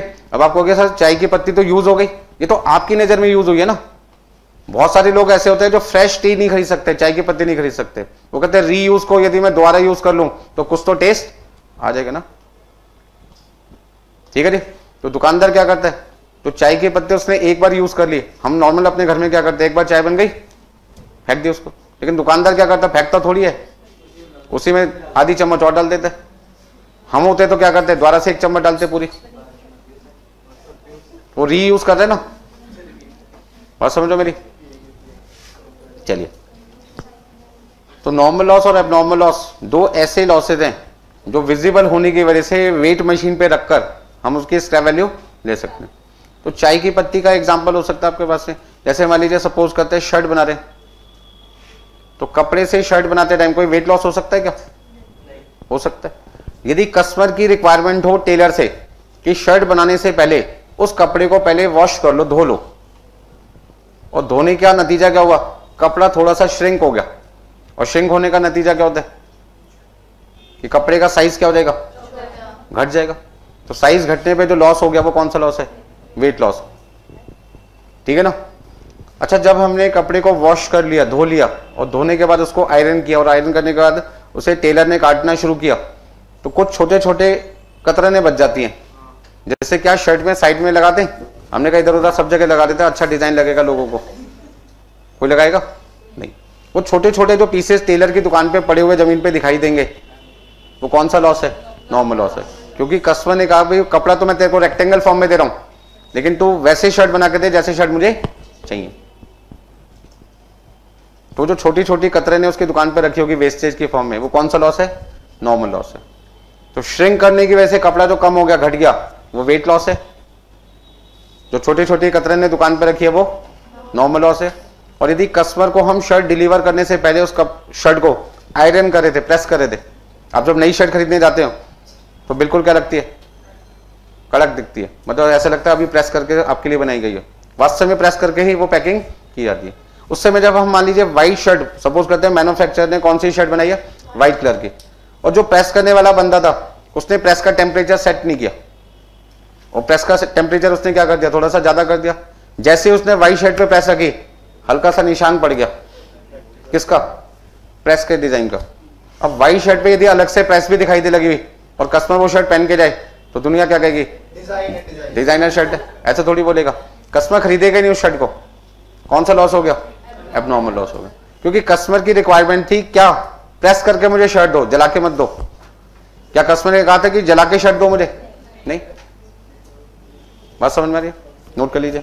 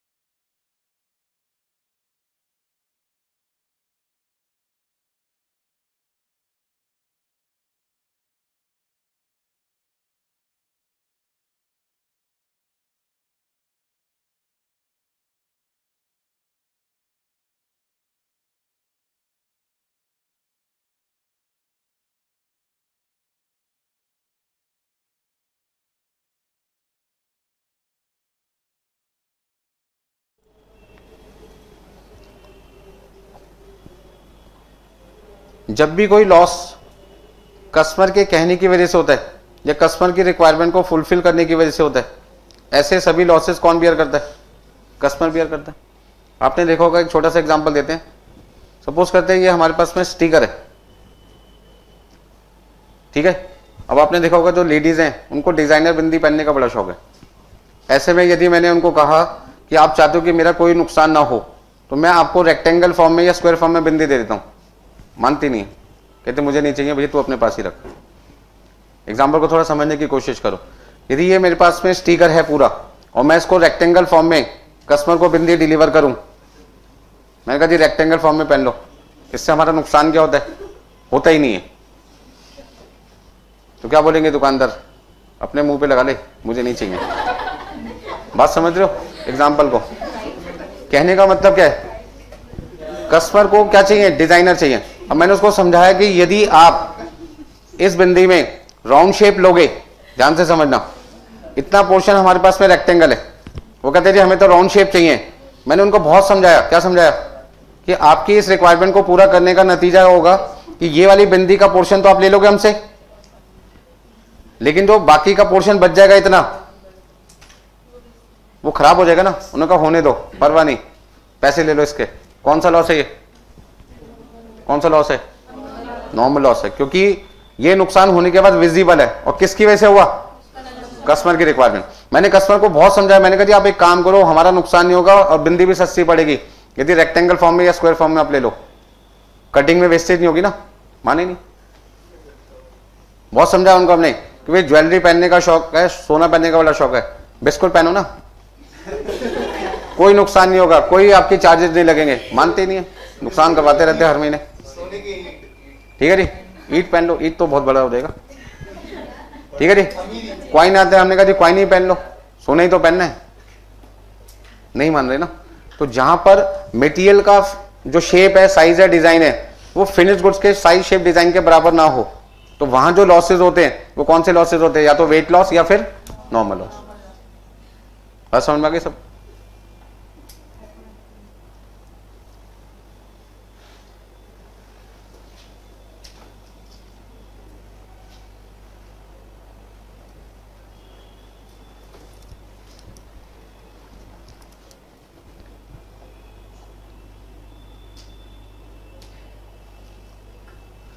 अच्छा, मैं आपको समझा क्या रहा था, मैं आपको ये बता रहा था कि जो लॉसेस कस्टमर की वजह से होते हैं हमें, हम का मतलब मैन्युफैक्चर, वो लॉसेस का नुकसान जब हम कस्टमर पे डाल देंगे तो कस्टमर को सामान क्या मिलेगा, महंगा मिलेगा। और यदि कोई लॉस हमारी लापरवाही की वजह से हुआ और उसके पैसे मैं कस्टमर से ना ले पाऊं, तो फिर कस्टमर को जो सामान जिस रेट पे पहले मिलता था उसी रेट पे आगे मिलेगा। तो उस नुकसान का बर्डन किस पे नहीं आ पाएगा, कस्टमर पे। इसका ना कॉस्ट पर यूनिट पे कोई फर्क नहीं पड़ेगा। तो कौन से लॉस का फर्क कस्टमर पे नहीं पड़ता, एबनॉर्मल। इसका ना कॉस्ट पर यूनिट जो पहले लगाई गई थी उसको वही रेट आज लगेगा। लेकिन यदि कोई लॉस एबनॉर्मल लॉस की जगह नॉर्मल या वेट लॉस है तो उसका जिम्मेदार किसको माना जाता है? और यदि कोई लॉस का जिम्मेदार कस्टमर है तो बियर भी किसको करना पड़ेगा? और ऐसे में पर यूनिट कॉस्ट क्या होती चली जाएगी? बढ़ती जाएगी। तो मैं आपको कुछ एग्जांपल दूंगा आज अभी करवाने के लिए, जिससे आपके सारे पॉइंट्स हो जाएंगे क्लियर। तो थ्योरी कॉन्सेप्ट तो यहाँ पे खत्म होता है, प्रैक्टिकल पार्ट अब आपका शुरू होता है। करें स्टार्ट। देखिए भाई, एक एग्जांपल आपके लिए मैंने यहाँ पे बना रखा है, जो चाय का दे रखा था मैंने आपको, ठीक है जी। सपोज करते हैं चाय पीने का आपका मन है और ऐसे में आप किसी चाय वाले की दुकान पे चले गए, जिसने सारी चीजें आपके लिए देखो रखी हुई है अपनी दुकान पे। जैसे ही उसने इस बर्तन में पानी डाला और उसको बॉईल करना स्टार्ट कर दिया, गैस चल रही है देखो आपके सामने इस समय, तो यहाँ पे जैसे ही पानी गर्म होना स्टार्ट होगा भाप में कन्वर्ट होने लगेगा। वो भाप कौन सा लॉस है? वेट लॉस है, ठीक है जी। कस्टमर की रिक्वायरमेंट है कि मुझे चाय एक तो गर्म चाहिए और दूसरी रिक्वायरमेंट क्या है? चाय की पत्ती नहीं चाहिए। चाय के अंदर टेस्ट क्या हो जाता है? बिगड़ जाता है। चाय का स्वाद तो चाहिए लेकिन पत्ती नहीं चाहिए साथ में, ठीक है ना। उसी तरीके से हमने यहाँ पे एक छन्नी खरीदी और चाय जो इस बर्तन में हमने बनाई थी वो हमने इस कप में क्या कर दी? छान दी। छानने के बाद ये तो मेरे लिए हो गया फिनिश गुड्स, जो मुझे कस्टमर को देना है। बट इस चाय को बनाने के लिए मैंने क्या खरीदा होगा? वाटर, मिल्क, टी, शुगर, ये सारे के सारे क्या मेरे मटेरियल है, ठीक है जी। मान लीजिए हमने एक कप पानी लिया और आधा कप हमने मिल्क ले लिया। दोनों चीजें जब हमने इस बर्तन में डाली तो इसके अंदर इनपुट कितना होगा? इनपुट कितना होगा? 1.5 कप लिक्विड होगा ना। लेकिन जब हमने चाय बना के दी तो चाय तो कितनी बनी? तो कहना कहीं ना कहीं आधा कप जो मटेरियल था, वाटर और मिल्क, लॉस्ट हो गया। कहां पे लॉस्ट हो गया? हवा में। कौन सा लॉस हो गया? वेट लॉस हो गया। बात समझो। जो चाय की पत्ती हमने उसमें डाली थी चाय में, वो तो हमने छन्नी में क्या कर दी? अलग कर रखी। तो ये जो लॉस है कौन सा लॉस है? Normal loss. अब नॉर्मल लॉस का मतलब क्या? यदि चाय बनाते बनाते गैस को हम हाई पे कर दें और समय पे गैस को बंद ना करें या बर्तन ना हटाएं तो चाय क्या हो सकती है? बाहर गिर सकती है। मान लीजिए चाय निकल के यहाँ पे बाहर गिर गई तो कौन सा लॉस हो गया? एबनॉर्मल लॉस हो। ठीक है जी, नोट कर लीजिए। नोट करना है तो कर लीजिए, नहीं तो फोटो खींच लो।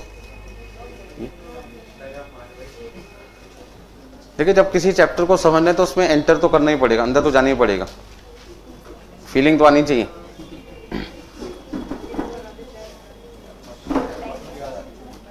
हाँ जी, कोई दिक्कत है इसमें?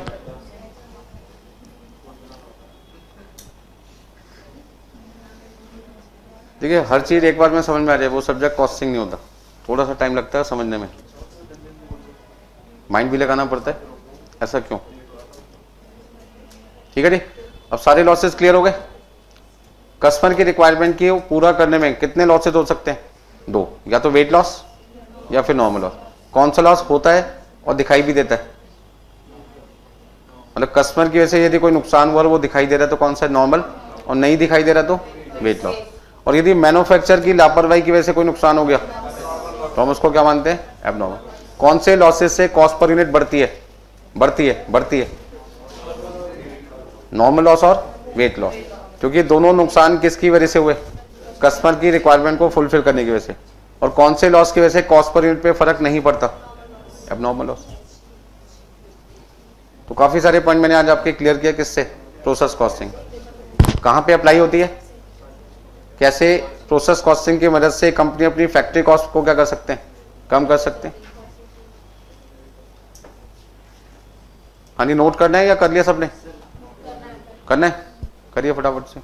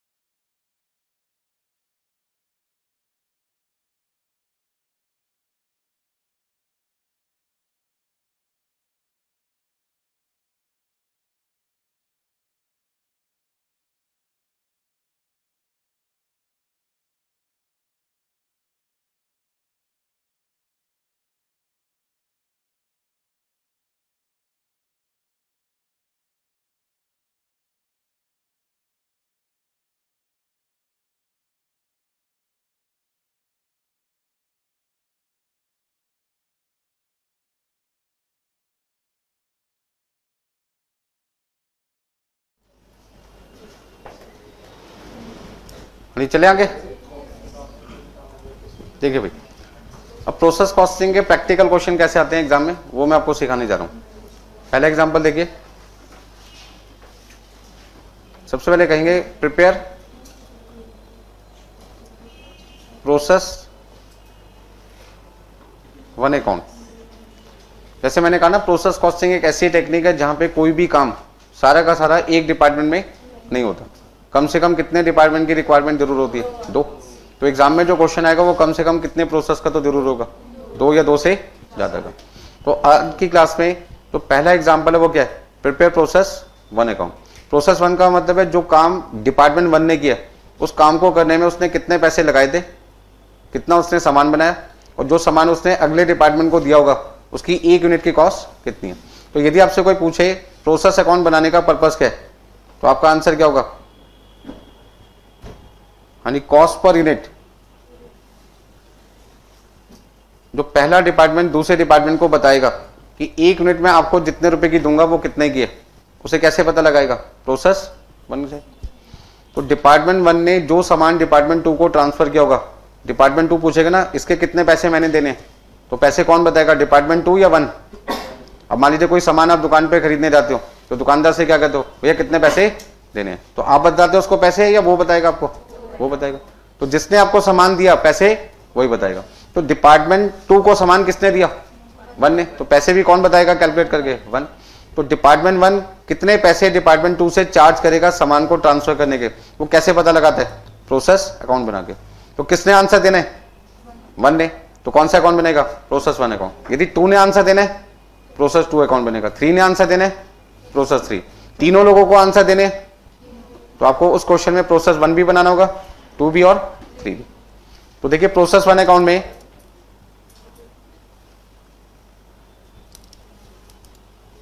यानी सबसे पहले किसी भी काम को शुरू करने के लिए क्या चाहिए आपको? मटेरियल। तो मान लीजिए मटेरियल आपने भेजा डिपार्टमेंट वन में कितने किलोग्राम? 1000 किलोग्राम। और 1 किलोग्राम आपने दिया मान लीजिए 50 रुपए के हिसाब से, मार्केट से खरीदा कितने का? 50 का। अच्छा, वर्कर को भी तो कुछ पैसे दिए होंगे आपने, आप लिखते जाइए। यानी 40,000 रुपये आपने वर्कर को दिए, यानी फैक्ट्री एक्सपेंसेस आपका कितना हुआ होगा? 10,000 रुपये। यानी क्वेश्चन में लिखा है आउटपुट ट्रांसफर टू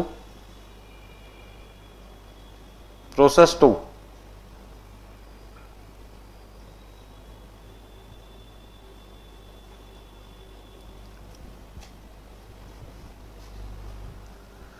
अच्छा, पहले प्रोसेस में आपका इनपुट कितना है? 1000, और आपका आउटपुट भी कितना है? 1000। इसका मतलब क्या हुआ? इसका मतलब हुआ कि जितना आपने इनपुट डाला था उतना ही वर्कर ने आउटपुट बना दिया। इसका ना वर्कर ने कोई भी वेस्टेज नहीं की। तो ये जो पहला एग्जांपल है इसमें मैंने आपको क्या समझाना है कि मेरा इनपुट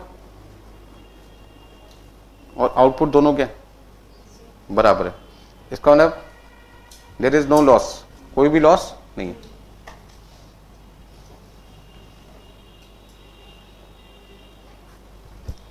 कोई भी लॉसेस नहीं है, ना नॉर्मल लॉस, ना वेट लॉस, ना एबनॉर्मल लॉस। अब ऐसे में आपसे क्या बनाने के लिए बोला गया? Process one account. तो सॉल्यूशन में सबसे पहले आपको क्या करना होगा? प्रोसेस वन अकाउंट बनाना होगा। यानी प्रोसेस वन कौन बना रहे? डिपार्टमेंट वन या डिपार्टमेंट टू? Department one. क्यों बना रहे? ताकि वो बता सके डिपार्टमेंट टू को जो क्वांटिटी मैंने ट्रांसफर की है उसके कितने पैसे मुझे डिपार्टमेंट टू से लेने। क्योंकि खर्चा यदि वन ने किया तो पैसे भी तो किसको मिलने चाहिए? वन को मिलने चाहिए। किससे? जिसको मैंने सामान दिया। तो वन ने सामान किसको दिया? टू को। तो पैसे भी किससे मांगेंगे? टू से ही मांगेंगे।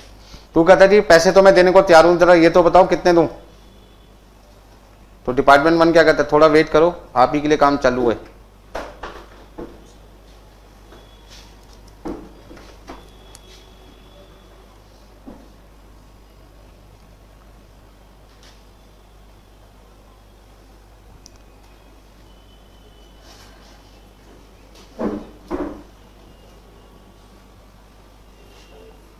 हाँ जी, नोट कर लीजिए आप भी।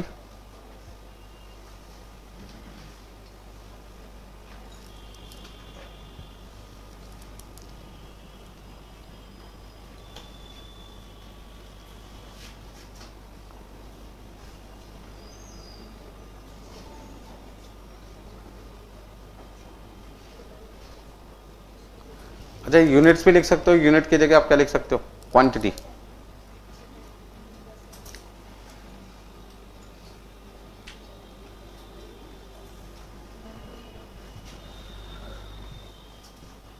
अच्छा, यदि आपसे कोई पूछे थी प्रोसेस अकाउंट की नेचर क्या, तो आप क्या कहोगे? Nominal, personal, real? नॉमिनल, ठीक है जी। और नॉमिनल अकाउंट में हम डेबिट साइड पे क्या लिखते हैं, जितने खर्चे हमने इनकर किए। तो जो खर्चा हमने इनकर किया उसमें सबसे पहले खर्चा हमने कौन सा किया, मटेरियल के नाम से। फिर सेकंड कॉस्ट हमने कौन सी की, डेबिट साइड पे हमें क्या लिखना होता है, जो पैसे हमने खर्च किए, कॉस्ट इनकर्ड। अच्छा, कॉस्टिंग के अंदर दो बातें होती हैं, एक होता है पैसा खर्च करना और एक होता है पैसे को रिकवर करना। जैसे इस रूम का रेंट पे कर रहा हूं मैं, बट वसूल किससे लूंगा, आपसे। आपने जो फीस मुझे पे की होगी उस फीस में कहीं ना कहीं रेंट के नाम के भी पैसे मैंने आपसे लिए। इलेक्ट्रिसिटी का बिल मैं यहाँ पे कर रहा हूँ, इनकर तो मैंने किया, पेमेंट तो मैंने की, लेकिन वो रिकवर किससे करूंगा, आपसे, क्योंकि मैं सर्विसेज किसको दे रहा हूँ, आपको। तो उसी तरीके से किसी गुड्स को बनाने में जो पैसे लगे होंगे, चाहे मटेरियल के नाम से, चाहे लेबर के नाम से, चाहे फैक्ट्री के नाम से, वो खर्चा तो मैन्युफैक्चरर ने इनकर किया है, पर वो उसके पैसे लेगा किससे, उस पर्सन से लेगा जिस पर्सन को वो सामान बनाकर दे रहा है। तो यहाँ पे पैसा किसने खर्च किया, डिपार्टमेंट 1 ने। पैसे किससे लेगा, वो 2 से, क्योंकि उसने सामान बना के किसको दिया, 2 को। 2 ने पैसा खर्च किया होगा, किसको सामान दिया होगा, तो पैसे 2 खर्च कर रहा है, लेगा किससे, 3 ने किसको दिया होगा, मान लो सेल डिपार्टमेंट को। किसको, सेल डिपार्टमेंट, मतलब तीसरे डिपार्टमेंट में काम पूरा हो गया मान के चलते हैं, किसको दिया, सेल डिपार्टमेंट। तो तीसरे डिपार्टमेंट ने जो खर्चा किया होगा वो पैसे किससे लेगा, सेल से। सेल डिपार्टमेंट ने गुड्स किसको दिया, तो खर्चा सेल डिपार्टमेंट का हुआ, वो पैसे किससे ले लेगा, कस्टमर से। इसका मतलब आपने क्या देखा इस चैप्टर में, पहला डिपार्टमेंट डायरेक्टली पैसे नहीं ले सकता, किससे, कस्टमर से। पहला किससे लेगा, दूसरे से, दूसरा तीसरे से, तीसरा सेल डिपार्टमेंट कस्टमर से। ये चेन चलती है इस चैप्टर के अंदर। समझ में आ गई बात इतनी? तो देखिए, सबसे पहले मटेरियल कॉस्ट लिखा मैंने, फिर क्या लिखा अपना, लेबर कॉस्ट, और फिर आपके पास क्या, फैक्ट्री एक्सपेंसिव। अच्छा, मान लीजिए इस क्वेश्चन के अंदर ऑफिस एक्सपेंसेस भी दे रखा होता, ऑफिस एक्सपेंसेस भी दे रखा होता 15,000 रुपये, तो आप क्या कहते कि सर इसको कंसीडर नहीं करते। कौन से चैप्टर में, प्रोसेस कॉस्टिंग में, क्योंकि हम यहाँ पे प्रोसेस कॉस्टिंग में कौन सी कॉस्ट निकालते हैं, फैक्ट्री कॉस्ट, और ऑफिस का खर्चा कब आता है, फैक्ट्री कॉस्ट के बाद, तो उसको कंसीडर नहीं करना। ठीक है जी, इतना। तो मटेरियल कॉस्ट कितनी है, अच्छा मटेरियल मैंने कितना खरीदा, 1000 किलोग्राम। तो क्वांटिटी की फॉर्म केवल मटेरियल की होती है, 50 रुपए के हिसाब से कितने का हो गया, 50,000 का। अच्छा, वर्कर को हमने कितने पैसे दिए, और फैक्ट्री का खर्चा कितना किया। क्या मुझे ऑफिस एक्सपेंस लिखना चाहिए, पक्का नहीं लिखना, क्यों, क्योंकि प्रोसेस कॉस्टिंग में हम कहां तक की कॉस्ट निकालते हैं, फैक्ट्री, और ऑफिस का खर्चा कब आता है, फैक्ट्री कॉस्ट के बाद। इसका मतलब ये रेलिवेंट नहीं है इस चैप्टर के लिए, हटा दो। अब टोटल खर्चा 1000 यूनिट बनाने में हमारी जेब से कितने रुपए लग चुके हैं, 1 लाख रुपए। हमने गुड्स किसको बना के देने, डिपार्टमेंट 2 को, मतलब प्रोसेस 2 को। तो जिसको सामान देना है उसी से तो पैसे लेने। तो डिपार्टमेंट 2 कहते हैं जी मैं पैसे उसी के दूंगा जितना सामान आपने मुझे दिया। तो मैंने कहा मैं आपको कितनी क्वांटिटी ट्रांसफर कर रहा हूं, 1000। अच्छा, मैं इनपुट कितना लगाया था, 1000, आउटपुट भी कितना है, 1000, मतलब कि कोई लॉस नहीं है। अच्छा, यदि कोई लॉस नहीं है तो जितने पैसे लगे थे सारे के सारे पैसे किससे ले लूंगा, प्रोसेस 2 से ले लूंगा। तो प्रोसेस 2 को 1 किलोग्राम सामान कितने का पड़ा होगा, 1 यूनिट कितने की पड़ी होगी, 1000 रुपये में लूंगा, मतलब 1 लाख रुपए लूंगा किसके, 1000 के। तो डिपार्टमेंट 1 ने डिपार्टमेंट 2 से कहा 1 लाख रुपए मैं आपसे लूंगा, कितनी यूनिट ट्रांसफर करने के? 1000 के। तो बताइए कितना हुआ? 1 लाख को 1000 से क्या कर दो?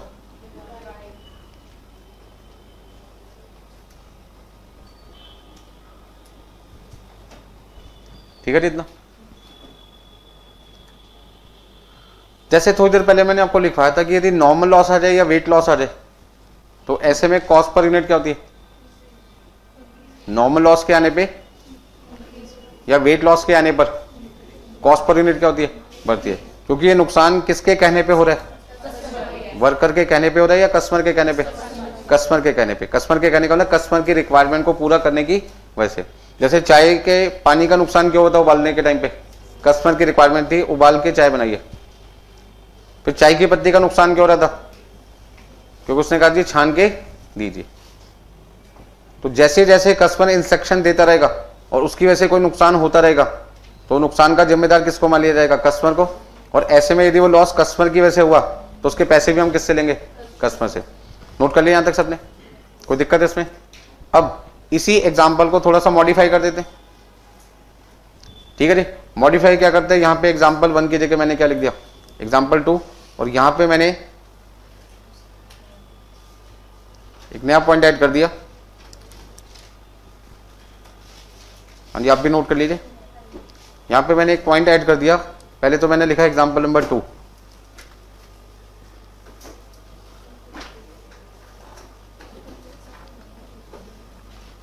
हाँ जी, एग्जाम्पल नंबर 2 पहला चेंज किया। दूसरा, नॉर्मल लॉस 10% ऑफ इनपुट और स्क्रैप वैल्यू पर केजी ₹20। स्क्रैप वैल्यू हमने पर किलोग्राम कितना ले लिया? 20 रुपए। ठीक है इतना। जैसे ये पॉइंट ऐड हो गया क्वेश्चन चेंज हो गया। अब आपकी आउटपुट कितनी होगी? यदि मैं 1000 किलोग्राम मटेरियल खरीद के ला रहा हूं और जैसा गुड्स कस्टमर बनवाना चाहता है वैसा गुड्स बनवाने में हमारा 10% का मटेरियल खराब होगा तो 1000 का 10% कितना हुआ? 100 किलोग्राम। तो यदि 1000 किलोग्राम मटेरियल खरीद के 100 किलोग्राम मटेरियल खराब हो जाए तो बचेगा कितना? 900। तो मैंने यहां पे आउटपुट ट्रांसफर कितना लिख दिया? 900।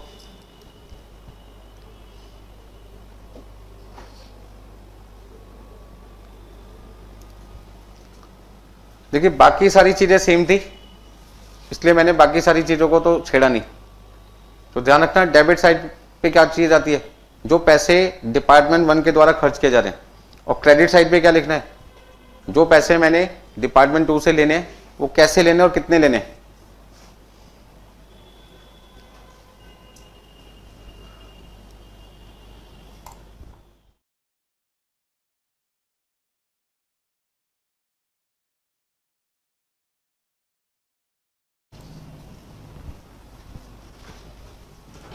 क्वेश्चन में मैंने आपको चेंज किया, 2 ही चेंजेस किए। पहला चेंज, एक नया पॉइंट इंट्रोड्यूस कर दिया जिसका नाम क्या? Normal loss. कितने परसेंट? 10%। नॉर्मल लॉस का मतलब क्या है? कोई ऐसा नुकसान जो डिपार्टमेंट 1 को करना पड़ रहा है, किसके लिए?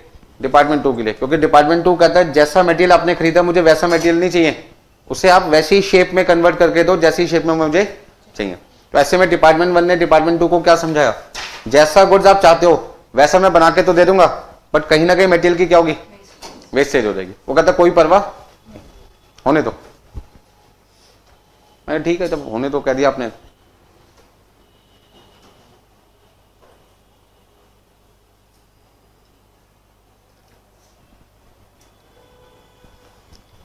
देखिए रियल लाइफ में काम आता है जो भी मैन्युफैक्चरिंग बिजनेस का काम करते हैं फ्यूचर में।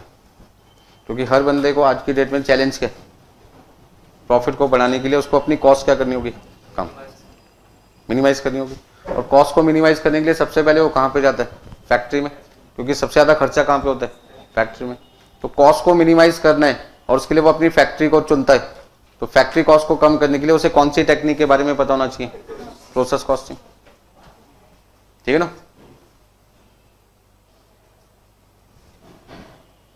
रिपीट करना है? आगे समझ में? अब बाकी सारी चीजें सेम थी, इसलिए मटेरियल कॉस्ट, लेबर कॉस्ट और फैक्ट्री एक्सपेंस को तो मैंने हाथ ही नहीं लगाया, क्योंकि मैंने उसमें कोई बदलाव किया ही नहीं। बदलाव क्या किया कि मैं कस्टमर को अब 1000 की जगह कितना सामान दे रहा हूँ, 900। यदि मैं उसे 1000 की जगह 900 दूंगा तो आज वो मुझे पैसे कितने के देगा, 900 के देगा। कस्टमर कोई बेवकूफ थोड़ी है कि मैं उसको 1000 का मांगू पैसा और वो 1000 दे दे। वो कहेगा सामान आपने कितना दिया, 900, तो पैसे भी किसके, 900 के। बात समझो।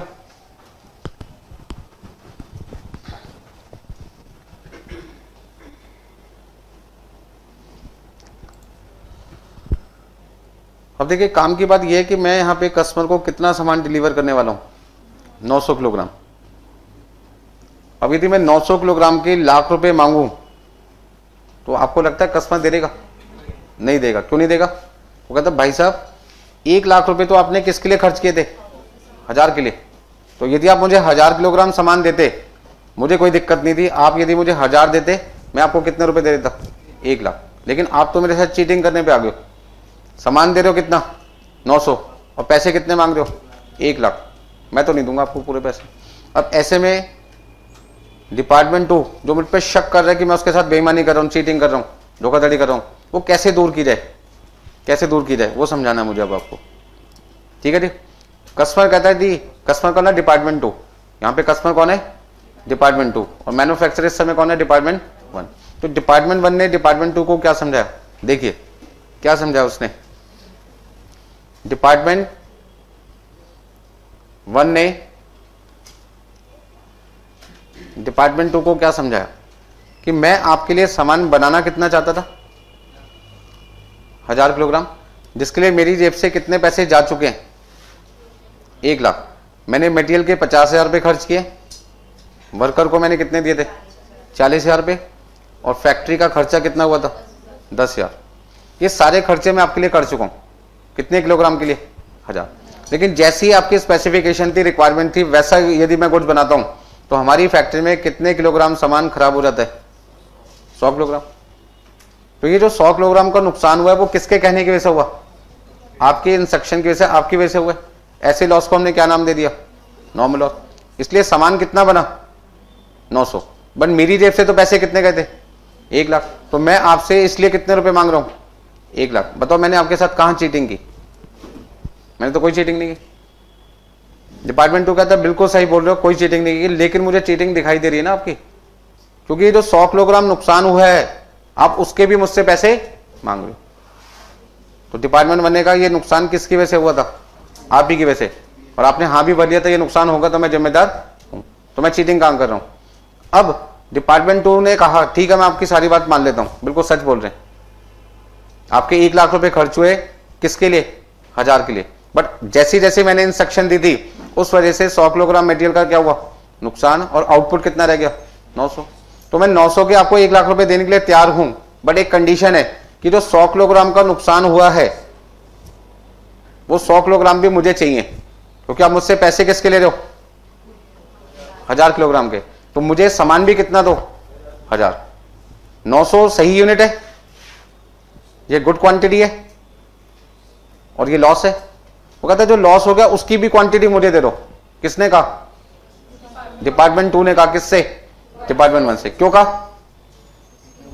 क्योंकि वो कहता है नॉर्मल लॉस मेरा लॉस है ना, जब आप करेंगे नुकसान आपकी वजह से हुआ, आपको बियर करना पड़ेगा, इसका ना नुकसान किसका है, आपका। तो यदि लॉस मेरा है, डिपार्टमेंट 2 कहता है, तो इसको बेचकर जो पैसे मिले होंगे आपको कबाड़ी वाले से, वो पैसे किसके थे, मेरे थे, और हैं किसके पास, आपके पास। ये चीटिंग की थी आपने, जो अभी तक आपने मुझे नहीं दी। मैं आपको 1 लाख रुपए देने के लिए तैयार हूं, कोई दिक्कत नहीं, मुझसे 1 लाख रुपए लो, पर ये जो 100 किलोग्राम को बेचने पे आपको जो स्क्रैप वैल्यू मिली होगी 20 रुपए के हिसाब से, स्क्रैप वैल्यू कितनी लिखी थी आपने अभी, 20 रुपए। आपकी जेब में कितने पैसे आए होंगे, 2000। ये 2000 रुपए थे किसके, डिपार्टमेंट 2 के, हैं किसके पास, 1 के पास। तो डिपार्टमेंट 2 कह रहा है आपने यहां जो बेईमानी की है वो कितने की 2000 की।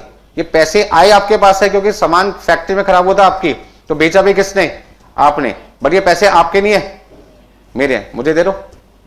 कैसे दें, पैसे देने के 2 तरीके हैं, 1 लाख रुपए ले लो और 2000 रुपए वापस कर दो। दूसरा तरीका क्या, जब मैंने आपसे 1 लाख लेने हैं और मैंने आपको 2000 रुपए देने हैं, तो मैं आपको क्या कहूंगा, 98,000 दे दो ना भाई। मैंने आपसे 1 लाख लेने और आपको 2000 वापस करने हैं, तो मैं क्या कहूंगा, आप 2000 मत दो, 98 दे दो। बात समझ में आ गई? तो डिपार्टमेंट 1 ने चीटिंग कहां पे की थी? वो जो स्क्रैप वैल्यू के 2000 रुपए मिले थे, वो सोचा मेरे हैं क्योंकि नुकसान मेरे यहां हुआ है, जबकि नुकसान हुआ उसके यहां पे है, बट हुआ किसका था? डिपार्टमेंट 2 का। तो पैसे भी किसके हैं? डिपार्टमेंट 2 के। अब इसको ऐसे समझो, एक बच्चा आया मेरे पास कि सर मेरे को ये मोबाइल पुराना हो गया, बेचना है, बट मेरे पास कोई क्लाइंट नहीं है, आपकी क्लास में बहुत सारे स्टूडेंट आते हैं, आप मेरी मदद करो, ये मोबाइल ले लो और 2000 रुपये में कोई बच्चा खरीदने को तैयार हो तो उसको बेच देना। तो उसने मुझे मोबाइल दिया, मैंने क्लास में नारा लगा दिया, मैंने कहा किसी को मोबाइल खरीदना हो ये 2000 में तो आप मुझसे आके कॉन्टैक्ट कर सकते हैं। 2 क्लास के बाद में तीसरी क्लास में बच्चा आया और मुझसे 2000 का मोबाइल खरीद के ले गया। अब वो बताओ 2000 मेरे हैं या उस बच्चे के जिससे मैंने मोबाइल लिया था? उस बच्चे के जिसने मुझे मोबाइल दिया था बेचने के लिए। तो पैसे मैं अपने पास रख लूं क्या? नहीं। उसी तरीके से डिपार्टमेंट 2 क्या कहता है, नुकसान मेरा था, पैसे भी किसके थे? मेरे थे, बट पैसे आए किसके पास? आपके पास। तो आपकी जिम्मेदारी क्या बनती है? ये मुझे वापस करो। तो मैंने कहा ले लो यार, इतना शोर क्यों मचा रहे हो, इतना सुनाई जा रहे हो जब से। बात समझ में आ गई? तो अब मुझे यहां पे सही वैल्यू कौन सी लिखनी पड़ेगी? सही वैल्यू कौन सी लिखनी होगी? 98,000 या 1 लाख रुपए? 98। अब इसे 98,000 बनाने के लिए मुझे कहीं ना कहीं यहां पर कितने रुपए लिखने पड़ेंगे? 2000। तो यहां पे मैं क्या नाम लिखूंगा? By normal loss.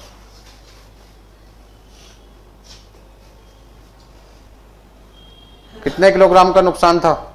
100 समझ में आया कैसे निकाला था मैंने? इस 100 को निकालने के लिए 1000 का हमने कितना किया था? 10%। और 1 किलोग्राम की स्क्रैप वैल्यू कितनी थी? 20 रुपए। तो यदि 1 किलोग्राम की स्क्रैप वैल्यू 20 रुपए है तो 100 किलोग्राम की कितनी होगी? 2000। अब आप एक बात बताइए, अब रेट कितना है? अब कस्टमर को 98,000 रुपीज देने पड़ेंगे और उसे कितना सामान मिलेगा? 900। तो 1 किलोग्राम सामान उसे कितने का पड़ेगा? 98,000 को 900 से क्या कर दो? डिवाइड कर दो। बताना कितना है? कभी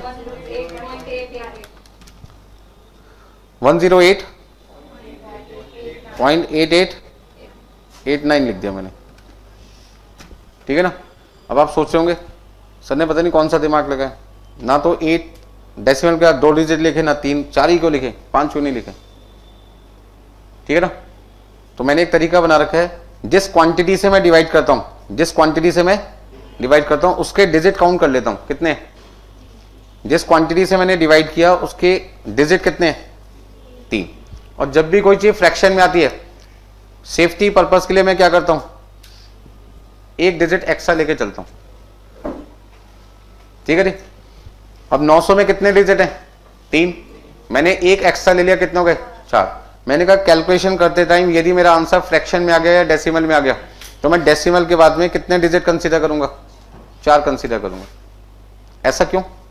उसका जवाब यह है, यदि आपकी बात मैं मान लेता और आप कहते सर 108.88 इतना आई जा रहा है कैलकुलेटर में, आप एक काम करो इसको कितना लिख दो? 109। यदि मैं आपकी बात मान लेता और 109 को वापस 900 से मल्टीप्लाई करूं, 109 रुपए को 900 से मल्टीप्लाई करूं तो कितना आता है? आपकी वैल्यू आती है 98,100। और जैसे मैं यहां पे 98,100 लिखूंगा, मेरा टोटल 1,00,100 रुपए हो जाएगा और इस साइड का टोटल इस साइड से मैच नहीं करेगा, और जो मेरे को पूरे मार्क्स मिलने वाले थे वो मिलेंगे नहीं। आपके एक्सपेक्टेशन से मार्क्स क्या हो जाएंगे? कम हो जाएंगे और आपको पता भी नहीं चलेगा क्या गलती होगी।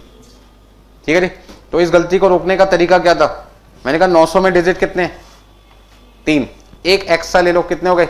4। यदि कोई भी चीज डेसिमल में आती है तो कितने डिजिट तक लेके चलने? 4 तक। अच्छा, यदि यहाँ पे 9000 लिखा होता तो 5 तक चलता, 90 लिखा होता तो 3 तक लेके चलता।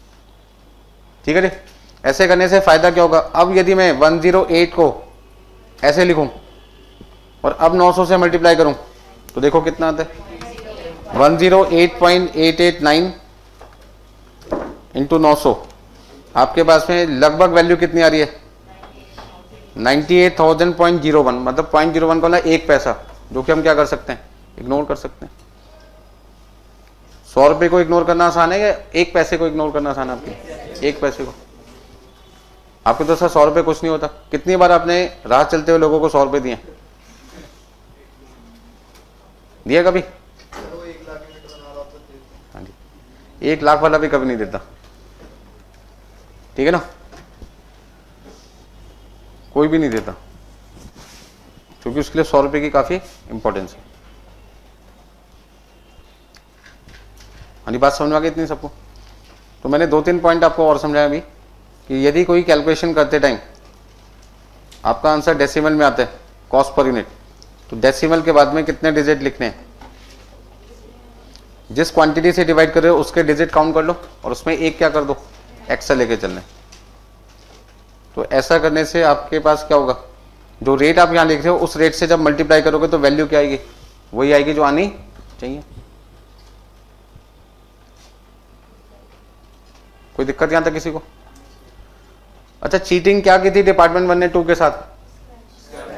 जो स्क्रैप वैल्यू के पैसे 100 किलोग्राम के 20 रुपए के हिसाब से डिपार्टमेंट 1 को मिले थे, उसने अपने पास रख लिया ये सोच के कि नुकसान मेरी फैक्ट्री में हुआ है, पैसे भी किसके, मेरे। बट मैंने उसको क्या समझाया, नुकसान आपकी फैक्ट्री में हुआ है बट ये नुकसान किसका था, डिपार्टमेंट 2 का। एक एग्जांपल आप समझ सकते हो, मान लीजिए एक मतलब हस्बैंड वाइफ है, मिस्टर एक्स, और उनकी वाइफ का नाम है मान लीजिए मिसेज एक्स। मिसेज एक्स के नाम पे एक पॉलिसी है 50 लाख रुपए की, ठीक है जी। अब मान लीजिए जो मिस्टर एक्स है उन्होंने अपनी वाइफ के नाम पे एक पॉलिसी करा रखी है कितने लाख की, 50 लाख की। मिसेज एक्स अपनी मदर के यहाँ अपनी मदर से मिलने गई, ठीक है जी, और ऐसे में पता नहीं उनकी अचानक तबीयत खराब हुई और तबीयत खराब होने के बाद थोड़ी देर में उनकी डेथ हो गई। किसकी, मिसेज एक्स की। कहां पर, अपनी मम्मी के घर पे, अपनी मदर के घर पे। अब इंश्योरेंस कंपनी से जो 50 लाख रुपए मिलेंगे किसको मिलेंगे, उस पर्सन को मिलेंगे जो इस पॉलिसी का नॉमिनी है। नॉमिनी कौन है, मिस्टर एक्स है। डेथ कहां पे हुई है, मदर के घर पे। मदर कहती है लड़की मेरी मरी भी मेरे घर पे, 50 लाख भी किसके, मेरे। एग्जाम्पल को समझो, हस्बैंड क्या करे, आपकी लड़की थी मरी आपके घर पे, पॉलिसी किसके नाम पे, मेरी वाइफ के, नॉमिनी कौन है, मैं हूं। तो मैं जहां भी जाऊंगा 50 लाख मुझे ही मिलेंगे। एग्जाम्पल को थोड़ा समझने की कोशिश करो। यदि वो मदर के घर पे जाता तब भी 50 लाख किसको मिलने, वो अपने घर पे रहेगा तब भी 50 लाख उसको ही मिलने। बात समझो, वो अपने फादर के घर पे चला जाए लड़का तो भी 50 लाख किसको मिलने, उसी को। वो जाएगा कहीं पे भी, है किसके नाम पे, जिसके नाम पे उसी को पैसे मिलने। तो हमें इससे कोई फर्क नहीं पड़ता। एग्जाम्पल को समझने की कोशिश करो कि नुकसान कहां पे हुआ मैटर नहीं करता, नुकसान किसका था वो मैटर करता है। बात समझ में आ रही? अब ऐसे में मान लीजिए जो मिसेज एक्स है वो चली गई, तो मिस्टर एक्स के 2 छोटे छोटे भाई भी हैं, वो भी रोने लगे, भाभी चली गई, भाभी चली गई, बेचारे वो ये इसलिए रो रहे थे कि 50 लाख में से 10-10 लाख भी मिल गए काम बन जाएगा। तो भाई ने कहा बेटा जितना मर्जी रो ले, 1 रुपए नहीं मिलना, नुकसान मेरे, पैसे भी मेरे। कोई दिक्कत किसी को? चलिए भाई, तो यहां पे हमने क्या कॉन्सेप्ट सीखा, नुकसान कहीं पर भी हो, ठीक है जी, उससे हमें कोई मतलब नहीं है। मान लीजिए चलो मदर के यहाँ पे वाइफ की डेथ नहीं हुई, वापस आ रही थी घर पे अपने हस्बैंड के, और रास्ते में बस का एक्सीडेंट हो गया, या मान लीजिए वो बस से उतर रही थी, एकदम से कोई पीछे से हिट करके चला गया, डेथ हो गई। अब ना तो घर पे डेथ हुई अपने, ना मदर के, कहाँ पे, रास्ते में। तो ट्रांसपोर्ट वाले कहते थे रास्ते में मरे हैं, पैसे हमारे। सरकार कहती है पैसे तो हमारे हैं, रास्ते में मरिए। तो मिस्टर एक्स ने क्या समझा, कहीं पर भी जाए दुनिया से, किसी भी घर से, हमारे घर से, अपनी मम्मी के घर से, रास्ते से, पैसे किसके हैं, हमारे, ठीक है जी। आपने एक गाड़ी का इंश्योरेंस करा रखा है, और मान लीजिए कोई बच्चा 2 व्हीलर लेके आया, नीचे उसने 2 व्हीलर पार्क कर रखा है, बाई चांस जब क्लास से बाहर गया और 2 व्हीलर दिखाई ना दिया, तो पॉलिसी के पैसे किसको मिलेंगे 2 व्हीलर के? हमने कहा आप हमारी क्लास में हो, इसकी वजह से आपकी 2 व्हीलर खो गया, पैसे हमारे। बात समझो? या हो सकता है वो 2 व्हीलर घर पे खो जाए, हो सकता है पार्किंग से कोई ले जाए, कहीं पे भी खोएगा, पैसा किसको मिलेगा, ऑनर को तो मिलेगा भाई। सिंपल सी बात है, नुकसान जिसका फायदा भी उसी का। तो यही बात डिपार्टमेंट 2 ने समझाई किसको, डिपार्टमेंट 1 को, कि नुकसान आपकी फैक्ट्री में हुआ है लेकिन नुकसान मेरा था, तो पैसे भी किसको मिलने चाहिए, मुझे मिलने चाहिए। तो डिपार्टमेंट 1 कहता बहुत दिमाग खराब कर दिया तुमने, पकड़ो अपने 2000 और मुझे जाने दो, मुझे कितने पैसे दे दो, 90। अच्छा, आपने इस एग्जाम्पल और पिछले एग्जाम्पल में क्या देखा? पिछले एग्जाम्पल में पर यूनिट कॉस्ट कितनी थी, 100 रुपए, इस बार कितनी है, 108 रुपए 89 पैसे समथिंग, जो भी कह सकते हैं। कॉस्ट क्या हो गई, बढ़ गई। कौन से लॉस की वजह से, नॉर्मल लॉस। क्यों? क्योंकि लॉस किसकी वजह से हुआ था, कस्टमर की। तो बियर भी किसको करना पड़ेगा, कस्टमर। लिखवाया था ना मैंने आपको कि नॉर्मल लॉस वो लॉस होता है जो नुकसान किसकी वजह से होता है, कस्टमर, तो उसको समान जो कॉस्ट पर यूनिट है वो क्या होती है, बढ़ जाती है। अच्छा लिखो एग्जांपल नंबर 3, आज का आखिरी एग्जांपल होगा। यदि इस क्वेश्चन में मैं वेट लॉस भी डाल दूं, कौन सा लॉस डाल दूं, वेट लॉस, तो क्या होगा। यानी इसी क्वेश्चन में मैंने एक पॉइंट और ऐड कर दिया, वेट लॉस, यहां पे लिख देता हूं, ऊपर जगह खाली है। यानी एग्जांपल 2 से कौन सा बन गया, 3।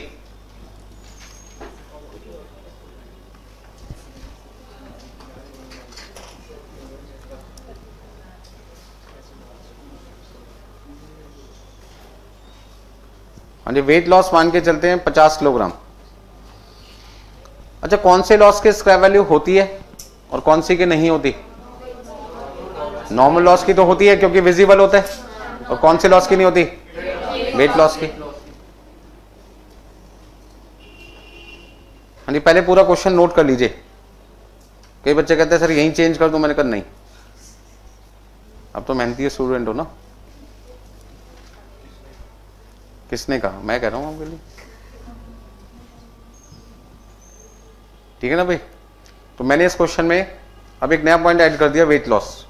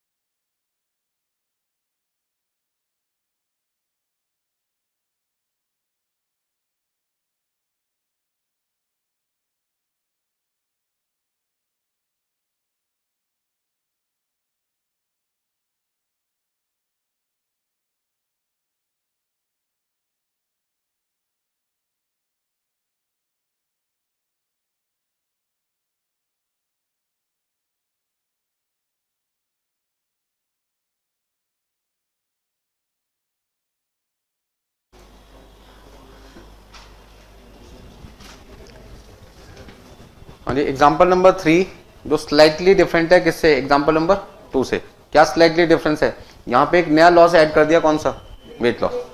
अच्छा अब आप एक बात बताइए, डिपार्टमेंट 1 किसको सामान बना के दे रहा है, 2 को, और उसके लिए उसने कितना मटेरियल खरीदा था, 1000 किलोग्राम, 50 रुपए के हिसाब से 50,000 का।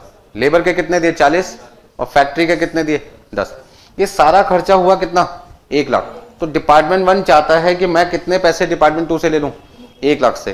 क्या आपको लगता है डिपार्टमेंट 2 पागल है, जितना डिपार्टमेंट 1 मांगेगा उतने पैसे दे देगा। वो कहेगा भाई साहब पहले तो मुझे जस्टिफाई करो कि आप 1 लाख किस चीज के मांग रहे हो, ठीक है ना। यदि उससे सेटिस्फाई हो जाएगा तभी डिपार्टमेंट 2 पैसे देगा किसको, 1 को। कौन से लॉस के होने के बाद पैसे मिलते हैं, नॉर्मल लॉस, और कौन से लॉस के पैसे नहीं मिलते, वेट लॉस। इसका मतलब मैं डिपार्टमेंट 2 को कौन से लॉस के पैसे दे पाऊंगा, नॉर्मल लॉस के, कौन से के नहीं दे पाऊंगा, वेट लॉस के। अब वो फिर मेरे से झगड़ा करेगा, एक के पैसे दे रहे हो एक के पैसे नहीं दे रहे। तो मैं उसको समझाऊंगा कि एक लॉस होने के बाद विजिबल होता है जिसके पैसे मुझे मिल सकते हैं कबाड़ी वाले से, और एक लॉस इनविजिबल होता है जो होने के बाद दिखाई नहीं देता। कोई शक है तो फैक्ट्री में आकर देख लो। मैंने उसको एग्जांपल भी दिया कि मैंने कहा जब चाय बनाते हैं तो पानी को उबालने से भाप बनती है, भाप हमारा कौन सा लॉस होता है, वेट लॉस। क्या मैं उसको कबाड़ी वाले को बेच पाऊंगा, वो कहता नहीं। मैंने कहा बस ये तो मैं समझा रहा था आपको कि वेट लॉस की कोई स्क्रैप वैल्यू नहीं होती। लेकिन चाय की पत्ती जो छन्नी में रह गई थी वो विजिबल है, उसे हम क्या कर सकते हैं, बेच सकते हैं, ठीक है ना। उसके भी लोग खरीदार होते हैं क्योंकि उस चाय में से अभी भी कुछ कलर आना बाकी है। हम तो क्या करते हैं, एक बार चाय बनाई, पत्ती क्या कर देते हैं, फेंक देते हैं।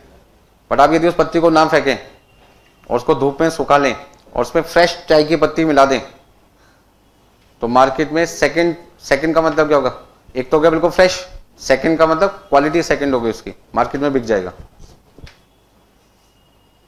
ठीक है ना। बट उस केस में क्या होगा, घर में जब वो चाय पत्ती दोबारा खरीद के लाओगे तो 1 चम्मच की जगह कितनी डालनी पड़ेगी? 1.5 या 2 चम्मच, क्योंकि वो रीयूज हो चुकी है ना, मतलब एक बार यूज हो चुकी है, आप दोबारा यूज कर रहे हो उसको। फिर आप कहते हो ये कंपनी की चाय की पत्ती नहीं खरीदेंगे। तो जहां आपको 1 की जगह 2 या 3 डालना पड़े, समझ लो कहीं ना कहीं क्वालिटी गड़बड़ हो रही है, बिक जाती है वो चीज। अब क्वेश्चन को कैसे सॉल्व करना है जल्दी बताइए। हाँ, यहां पे वापस आ जाते हैं हम अपने। सबसे पहले मैंने यहां पे क्या लिखा, देखिए जैसे ही हम पैसे खर्च करते हैं हमारी इच्छा क्या होती है? जल्दी से पैसे मिल जाए। किससे? उस पर्सन से जिसको हमने सामान बना के दिया। अब मैंने इसको गुड्स कितना दिया?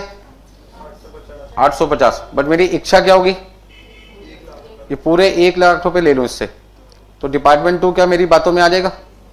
नहीं। वो कहता भाई साहब सामान तो देते 850, पैसे कितने के मांगते हो? 1000 के। तो मैं आपको 1 लाख रुपए देने के लिए तैयार हूं, यदि आप मुझे कितना सामान दे दो? कितना सामान दे दो?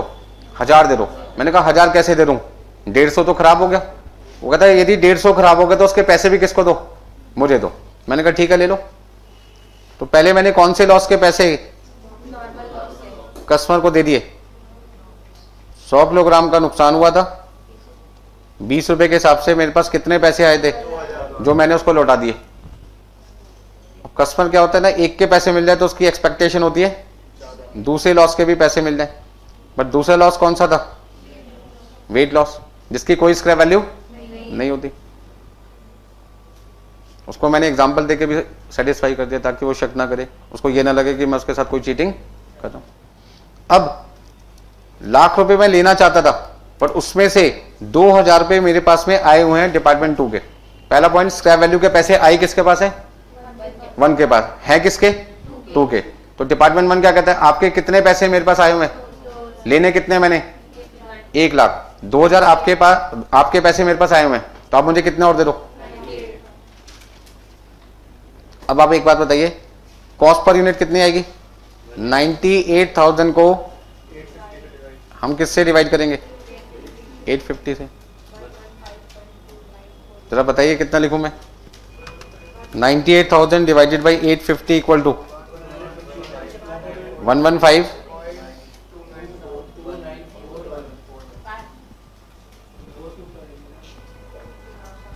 हाँ 111 आ रहा है, तो राउंड ऑफ करने पे भी कोई बात नहीं बन रही थी। अच्छा, आपने क्या देखा? जो पहला एग्जाम्पल था, जो एग्जाम्पल 1 था, उसका आंसर क्या था? एग्जाम्पल 2 का आंसर क्या था? और एग्जाम्पल 3 का क्या था? 1 में कॉस्ट पर यूनिट कितनी थी? कॉस्ट पर किलोग्राम कितना था?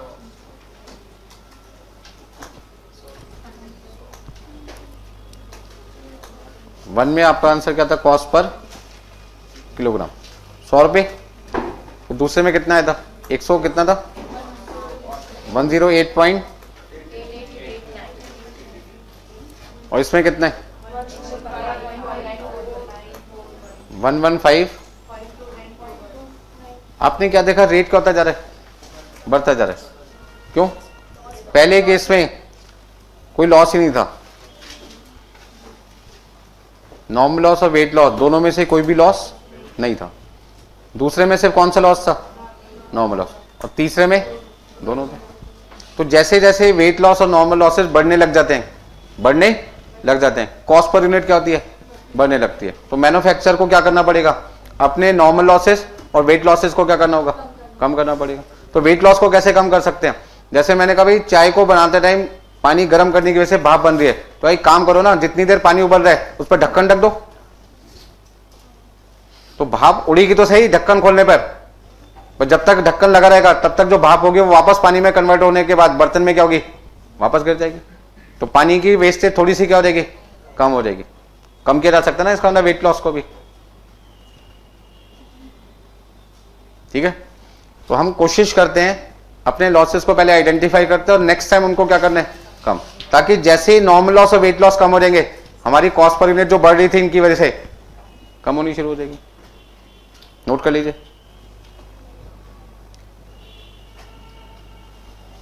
तो आज के लिए इतना ही करते हैं, क्योंकि बहुत सारे बच्चे आज नहीं थे क्लास में।